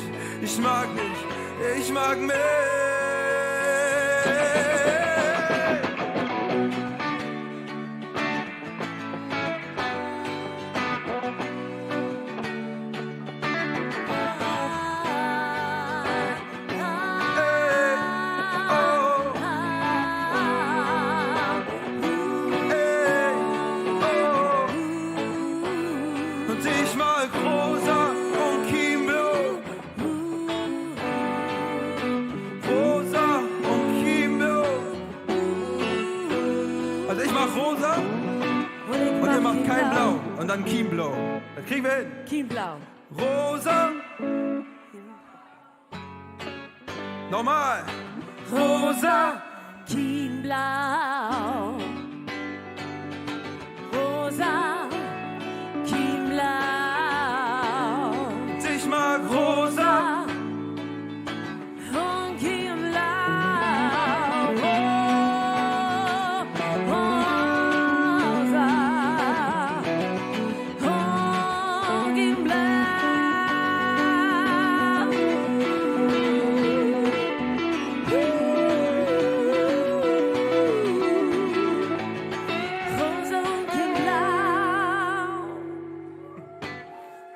Heute mit Annie. Das ist ein schönes Lied. Ja. Vielen Dank. Habt ihr noch einen Platz frei in der Band? Ich habe keine Zeit, aber ich könnte mich dazu spielen lassen. Wunderbar. Ihr macht so fantastische Musik. Ihr macht so feine Musik. Vielen Dank. Und vielleicht ist das auch gut, dass hier nicht ein drittes Mal sozusagen, ein drittes Mal antreten sind. Denn das ist so richtig gut. Und das ist in mein Hart sozusagen vernormt auf Platz 1. Wir das ja auch guten Konkurrenz loben deit, würde ich das sagen. Und ich weiß nicht, wo weit ist denn der Jury nu? Sind die da? Oh mein Gott, sie sind da! Sie haben sie, das hält natürlich auch. Dann düsen wir ab, ne? Dann düst ihr ab. Und ich drück die Daumen. Ich habe eine Frage, Marjanko. Geht ihr gleich noch nach unten in die Menge? Darf man mit dir reden? Das war laut. Fiona.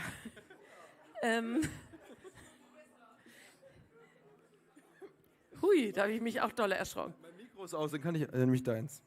Das ist auch gut. Ich wollte nur sagen, ich wollte mich nochmal bedanken dafür, dass ihr heute mit eurer Musik hier wart und auch mit das hele Plattdeutsch-Set sozusagen und dass ihr das noch ergänzt habt mit den hochdeutschen Ladies, also ein Grot Poesie. Plattdeutsch kann Poesie, Hochdeutsch kann natürlich auch Poesie, aber auf Plattdeutsch muss man das ja immer noch ein bisschen auf ein Bietje bewiesen. Also besten Dank, dass ihr hier west sind. In uns Pause sozusagen, das war die mooiste Pause, die ich jemals belebt habe. Einen großen Applaus für Marjanko!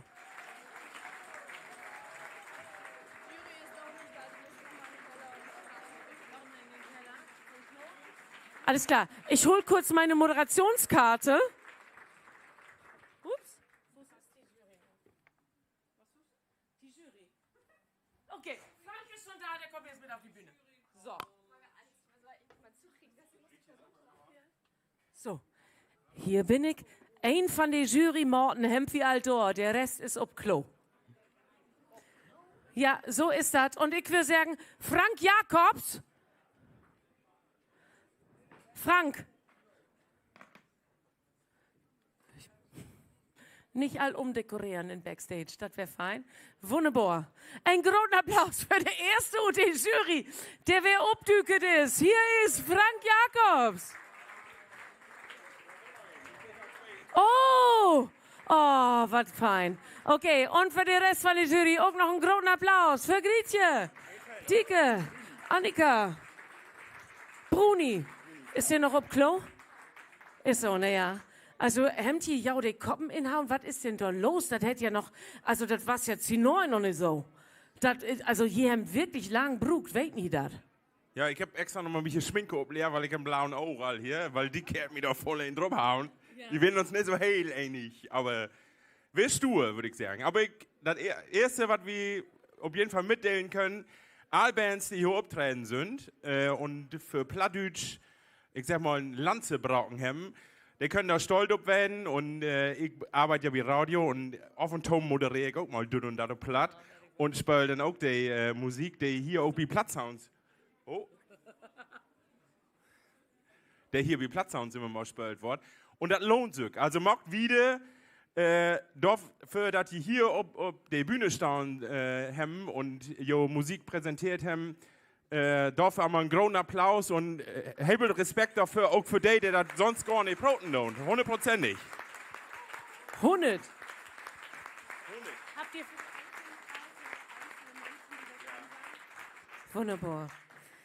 So, und nun kommen wir zu dem Moment sozusagen von diesem Abend.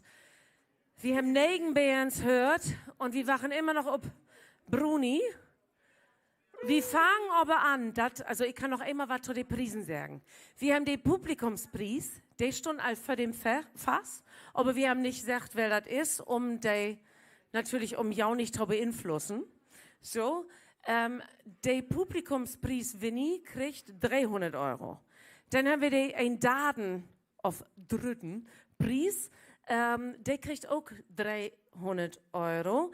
Der zweite Preis, der kriegt 600 € und der erste Preis kriegt nicht mal bloß 1000 Tacken. Nee, auch noch wird bei die auf bei Ilka Brüggemann bei dit und dat Platz spielt und trägt in direkte Mang in die Semifinals von der Local Heroes Contest und kriegt natürlich Ruhm und Erich. Ne? So ist das. So, wo ist denn nu Brudi? Brudi ist da! Oh, sag mal, hast du eine Mütze auf nu? Was ist denn da passiert? Das ist ja was, so. Und die haben das wahrscheinlich utschangelt. Also, wer macht denn gern den Publikumspreis von jou? Annika macht das. Okay. Ja, steigt einfach ob? Nee, steigt nichts um, ne? Man bloß 300 € und das ist wichtig.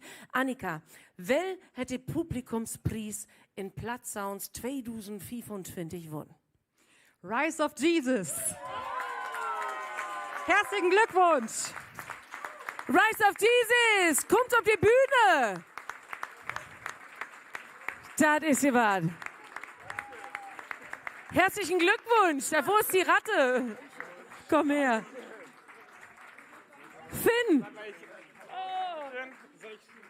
Ja, ihr dürft das in die Luft holen, natürlich. Und da steigt die Privatpresse natürlich mit den Rise of Jesus T-Shirts an. Also einmal vielleicht hier so ein Foto, ob das sieht, das wäre fein. Und Hannes, wenn wohl du vielleicht als Jurypatin sozusagen, du einmal auf Foto. Besten Dank, wunderbar. Der zweite Check, der steht all parat. Ich weiß nicht, ob man da mit not Bank hingehen kann, aber mockt Indruck. Sagen wir das mal so. Wer will denn den zweiten Preis? Den Dade-Preis. Das bist du, Gretje. Ja, alles klar. Gretje. So. Und? Also, ich muss ganz ehrlich sagen, ich freue mich total, dass diese Band in diesem Jahr einen Preis kriegt. In das letzte Jahr, und ich weiß, dass der Sängerske, das nur genau weiß, hätte sie mir einen Blumenstrauß kriegen, will ich den nicht mitnehmen können. Ich freue mich total, dass in diesem Jahr der Dade-Preis von Platzsounds The Sicklick kriegen deit. Herzlichen Glückwunsch. Ich freue mich, wenn ihr nur auf die Bühne kommt. Sicklick! Mit Worte erknippt. Wo sind die? Wahrscheinlich doch 18 € auf noch. Ja, sie kommen! Noch die Bühne stürmt. Wunderbar. Wunderbar. 300 € und natürlich ein Preis. Das ist mehr wert als die Oscar. Ich sage ja das. Auf als die Grammys. Ich relais von Harten. Wunderbar. Herzlichen Glückwunsch. Ich relais von Harten. Tade Preis.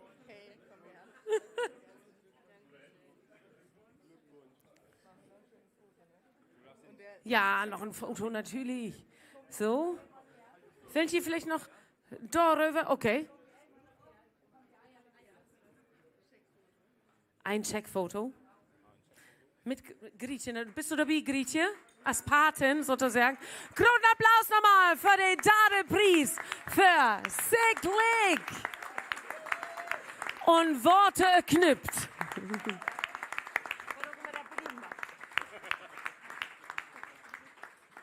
Heieieiei. Nun kommen wir also 600 € und der zweite Preis von Platzsounds 2025. Ich bin all heil durcheinander. Dieke, machst du, Tommy? Ja, komm dir, ich bei mir. So, das ist ja das erste Mal Platzsounds für die in so einer hochfunktionellen Position wärst. Ha Oma sagt, ne? Wo hätte sich das anfühlt? Wunderbar. Mir hat gewaltig Spaß gemacht. Ich hoffe, jo auch. Man bebt hier in Osnabrück ein bisschen nach innen. Ja, ich mag das wohl. Aber ja, wäre wunderbar. Ich komme gern wer. Und als Teilnehmer? Sehen wir dann. Geht das eigentlich? Also laut Statuten ist das möglich? Dass man erst in Jury sitzt und dann teilnimmt? Ja, Gretje sagt jo. Ja, ich kann sicher nicht gewinnen, aber das kann ich auch mit meinem Talent sowieso nicht. Also von daher alles bestehen. Wunderbar. Zweiter Preis. 600 €. Zweiter Preis, so sieht gut. Wir haben uns beraten und wir haben alle nochmal darüber geprobt, wo stur das ist, der erste Band zu werden. Und von daher, zweiter Platz, Calorific. Ah! Calorific! Die Pladütsch wandelnd Müsli-Riegel. Wo sind sie? Da. Stellt ja Bär auf. Zweiter Preis, Calorific. Das zweite Mal der Bibi Platzsounds. Ich relais von Harten, sowas von fein. Ich freue mich. Herzlichen Glückwunsch, meine Güte. Das ist eine Big Band. So, einmal Check und einmal die, wo heißt das? Pokal. Genau, kannst nicht gut trinken. So, und noch ein Foto. Natürlich, da steht die Presse und da auch. Nochmal einen großen Applaus für Calorific. Hochkalorisch Musik. Muss man sagen, so. Und nu wird spannend. Nu war das so richtig spannend, weil hat das beste Plattdeutsch-Lied 2025 hier in Ossenbrüch präsentiert, performt und vorstellt. Und du, bist du der Wecke doch? Ich bin der Wecke doch, ja. Genau, und du willst das nur sagen? Ja, und wo warst das? Erstmal sag mal, wo warst das für die in Jury zu sitzen? Also, du bist ja nun mal Södens Musiker und du weißt, wo sich das anfühlt, für Lü hier in Lagerhalletau spölen. Also was für mich als Jury, was doch ganz hochinteressant ist, mal zu sehen, wie die alle so agiert auf der Bühne, wo sie singet, ob sie Shave singet oder League singet, worüber sie singet, was das Lied für ein Charakter hat und so weiter und so fort. Und ist doch eine Band für uns alle, für mich so auch ganz am Anfang all. Es wird so, werbt ihr dann alle und für die anderen dann auch. Was eine Band bi, die stöcht da so ein bisschen ut. Die werden alle gaut, alle, der Riegenau werden die gaut.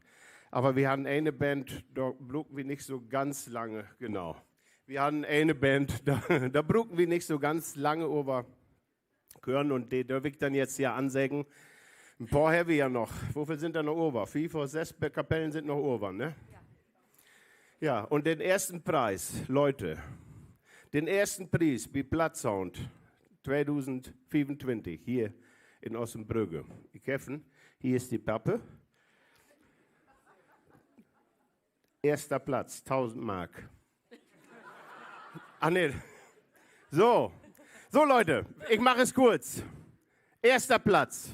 Und es war uns wirklich ein Fest für alle Kapellen zu stimmen. Aber der erste Platz ist nach wie vor, muss dieses Jahr Rise of Jesus sein in der Mercedes. Kommt ihr wieder nach vorne. So, herzlichen Glückwunsch. Nein, ihr habt das ganz großartig gemacht. 3-stimmiger Gesang, 3-stimmig gesungen.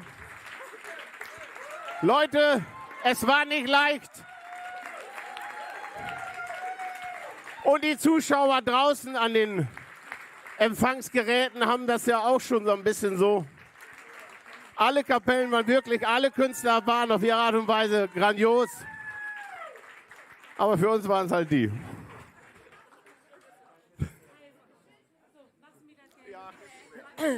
So. Bruni, du bist doch der Pate. Der Pate. Wunderbar. Und nochmal einen großen Applaus für Rise of Jesus. Halleluja. Halleluja.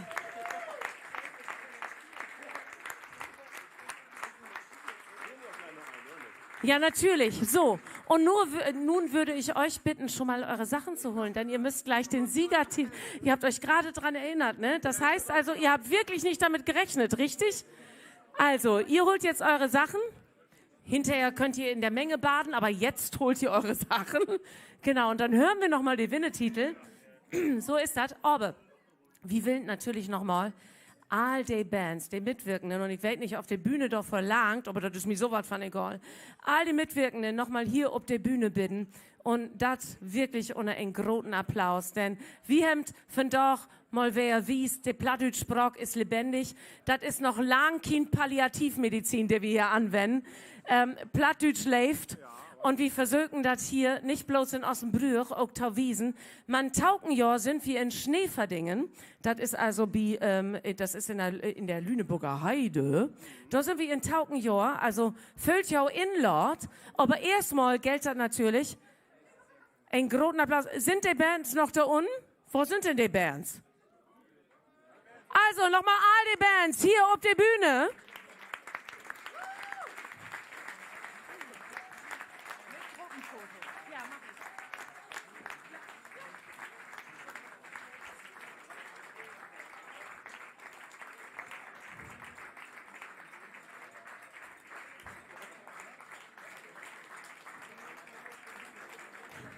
Und dann können wir nämlich nochmal so ein feinen Rechtskoppen Gruppenfoto machen.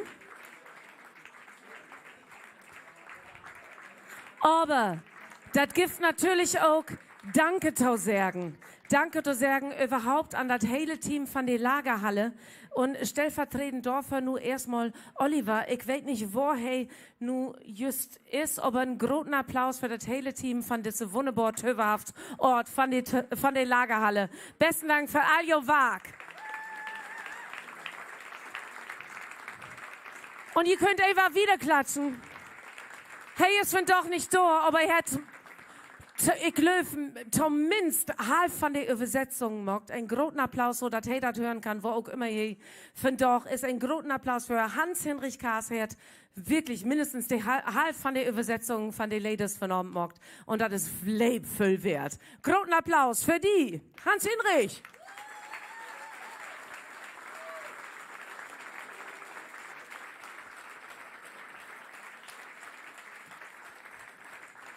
Und natürlich, und ich mag das immer gern, denn ich weiß, also die Plattdeutsch Sprache ist halt stur zu verstehen für ein Hochdeutsch Ohr. Aber wenn da gar kein Mikrofon ist, dann ist das richtig skidi. So, und deswegen wirklich für Pyrotechnik, Nebelschwaden und überhaupt, dass ein uns hören und sehen kann. Ein großen Applaus für Tom, für Arne und für Elisa hier auf der Bühne, die von doch noch gar keinen Applaus kriegen hat.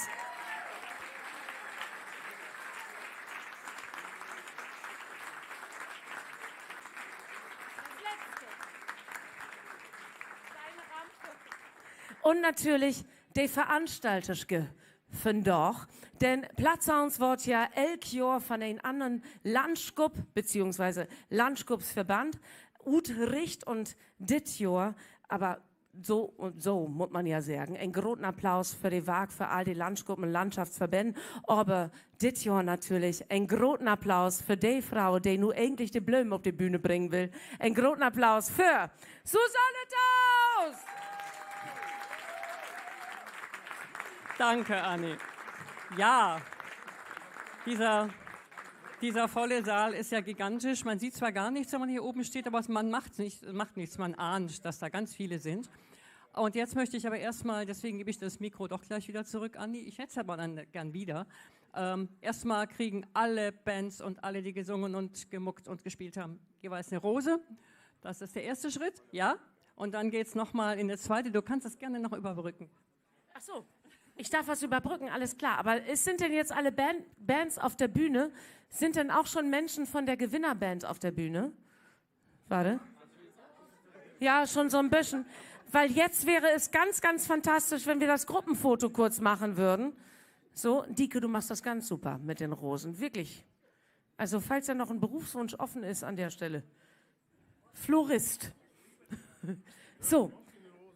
So, und ich würde sagen, wir gehen mal einen Schritt weiter nach vorne, auch ihr, damit wir alle schön nah an den Fotoapparaten dran sind und dann dürft ihr losschießen mit euren Fotoapparaten.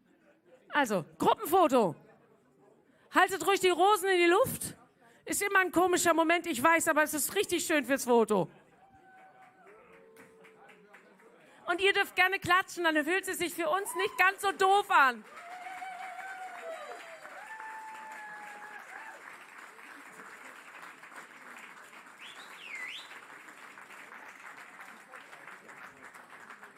So, wie sieht's aus, Finn? Du müsstest wahrscheinlich zum Bass spielen, dieses Ding aus der Hand legen. Ist das möglich oder habt ihr bereits eine Beziehung, wo das nicht mehr möglich ist? Also ich glaube, da war Sekundenkleber drauf, ne, ja, um es fies zu machen, aber ich hätte es einfach so dilettantisch hier vorne irgendwie wahrscheinlich gleich hingestellt. Mach das doch einfach ganz dilettantisch. Ich finde, das Ding darf durchaus jetzt den weiteren Abend etwas beseelen. Wir hören jetzt nämlich gleich noch den Gewinnertitel von euch. Und die Frage an die Band, Rise of Jesus, darf eure Gemeinde hinter euch stehen bleiben als großer Gospelchor? Wenn sie mitsingen? Ich habe gerade gemerkt, ich kann sogar bei Majanko mitsingen, obwohl ich weder Text noch Musik weiß. Also es wäre möglich, oder? Singen wir dann gleich alle mit beim Gewinnertitel? Ja, sehr schön. Brauchst du jetzt das Mikrofon wieder etwa, Susanne? Aber nur, wenn du es selber hältst. Liebe Leute, Platzsounds 2025 Vor 10 Jahren hat Anni hier auch schon moderiert. Sie hat die ganzen 15 Jahre durchmoderiert. Platzsounds ohne Anni geht gar nicht. Das ist ein absolutes Unding und das ist grandios, wie du es machst, nach wie vor. Alle sind begeistert, alle, die ich anspreche und die sagen, ach, klasse, wie sie das macht. Anni, 1000 lieben Dank. Ganz klein.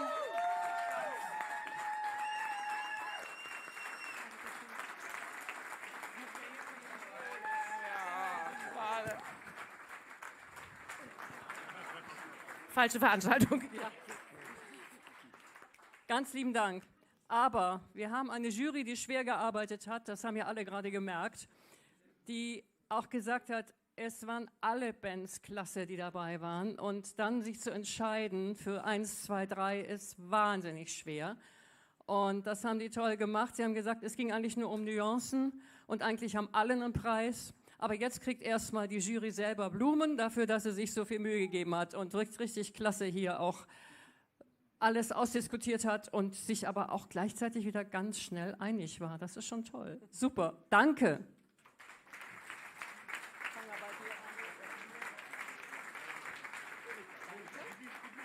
Wo sind die anderen Jurymitglieder? Da. Die haben sich schon mit Rosen geholfen, aber das war nur der Anfang. Wo sind die Nächsten? Jury. Dike, lieben Dank. Und die nächsten Sträuße kommen. Ja, das ist ein toller Service hier. Liebe Annika, danke dir herzlich. Und Frank habe ich auch schon gesehen, als ich mich gerade verlief. Ja, lieber Frank, 1000 Dank. War großartig. Und dann gibt es auch noch, ist Oliver hier gerade im Saal? Oliver, bist du da? Oliver Geselbracht hat für uns das Ganze hier mitgemanagt, von der Lagerhalle aus. Das war großartig. Der kriegt auch noch einen Blumenstrauß, ob er will oder nicht. Auch wenn er nicht auf die Bühne kommt damit. So, also, ganz lieben Dank für alles. Gleich. Und an die Technik, auch von meiner Seite nochmal. 1000 Dank, ist super. 9 Soundchecks, 9 Bands, dann nochmal. Großartig. Wir fühlen uns sehr, sehr gut aufgehoben hier bei euch. Danke. So, Rise of Jesus. Sind ihr so weit? Seid ihr soweit? Ja, braucht ihr wirklich die Bühne oder können wir stehen bleiben? Ja, stehen bleiben? Wunderbar, dann kommen vielleicht die Frontmenschen nach vorne. Ihr braucht noch ein Mikro. Was denn für ein Mikro? Gib so ein Moderationsmikro. Wem soll ich das geben? Irgendjemandem? Dem Drummer. Dem Drummer. Nicht soll ich das halten oder? Ich kann das da hinten halten, das ist kein Problem. Dike, hold my Blumen. So, ich komme zu dir. So, und wehe, hier tanzt keiner. 1, 2, Tap, 1, 2, Tap. So, ach, du machst jetzt das da? Ja, auch wunderbar. Herrlich. Kann mal einer den Bass noch anmachen? So, in Zwiebel. Hier spielen nur die Winnetitel. Und ich hab das ja all gesagt, ne? Glove, leave the Punk. Kannst du es zitieren? Entschuldigung, ich war gerade sehr abgelenkt. Überhaupt nichts. Also, der Gewinnertitel, das beste Lied, das beste plattdeutsche Lied von Platzsounds 2025 vernorbend hier in der Lagerhalle in Ossenbrüch von Rise of Jesus für jou. Tanzt mit, viert mit, juchheit mit, in Zwiebel für den Punk. So als die lebt, das macht mich einfach krank. In Zwiebel für den Punk. Cheat-Job, Schicki und Moral, ich kann ihn nicht in Ball.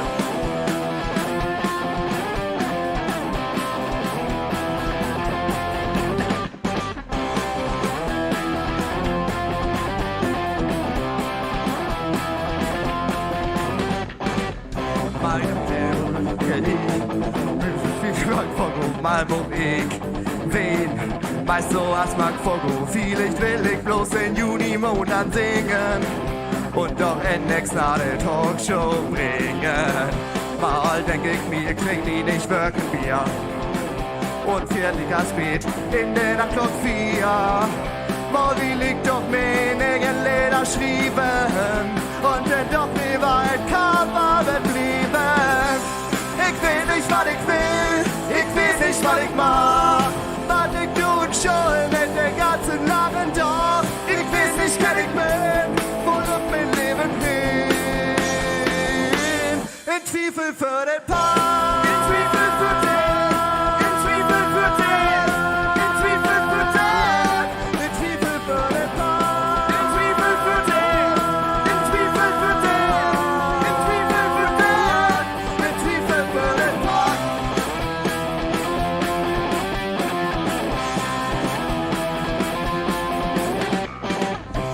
Ich will auf der Erde passen, nicht an den Boden, nichts fair. Ich will kein Geld verprassen, für Blutstoff bin ich schwer. Weg runter, Weg zu Marken, wie der Landfreiheit Licht.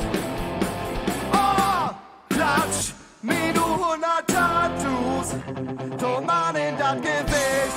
Ich will nicht, was ich will, ich will nicht, was ich mach. Was ich tun schon mit der ganzen langen Tag. Ich will nicht, kann ich bin, wo läuft mein Leben hin?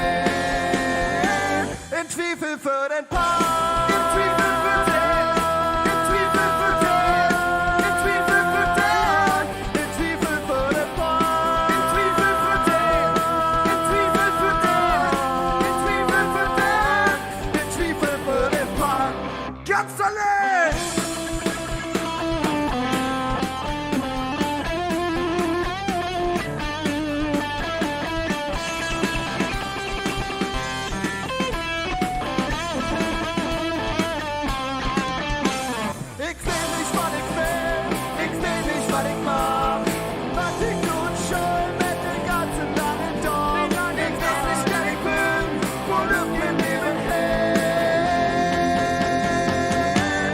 Zwiefel für den Park, in Zwiefel für den, in Zwiefel für den, in Zwiefel für den, in Zwiefel für den Park, in Zwiefel für den, in Zwiefel für den, in Zwiefel für den, in Zwiefel für den Park.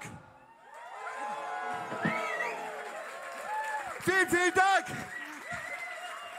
Dankeschön. Rise of Jesus! Platzsounds 2025, Winnies. Ich freu mich so wat von. Und ich freu mich so wat von, dass je sich so freien. Harry, hast es nicht. So fein. Also, was haben wir mitgenommen? In dubio pro Punk. Definitiv. In dubio pro Leifte, in dubio pro Plattdütsch. Das scheint ein Sprach zu wesen, wo wir uns all zumindest ob dem musikalischen Ort und wie es irgendwie verstauen könnt. Also, wenn ihr noch Lust habt, bleibt noch hier, kommt miteinander in Schnack, auf in Brot, auf in Kören. Und wir sind von dort hier in der Friedensstadt in Ossenbrüch. Und ich glaube, wenn wir nicht aufhören, miteinander zu broten, nicht aufhören, miteinander zu schnacken, auf zu hören, dann ist das die größte Friedensarbeit, die wir in diesem Moment leisten können. Besten Dank. Besten Dank an all die Bands.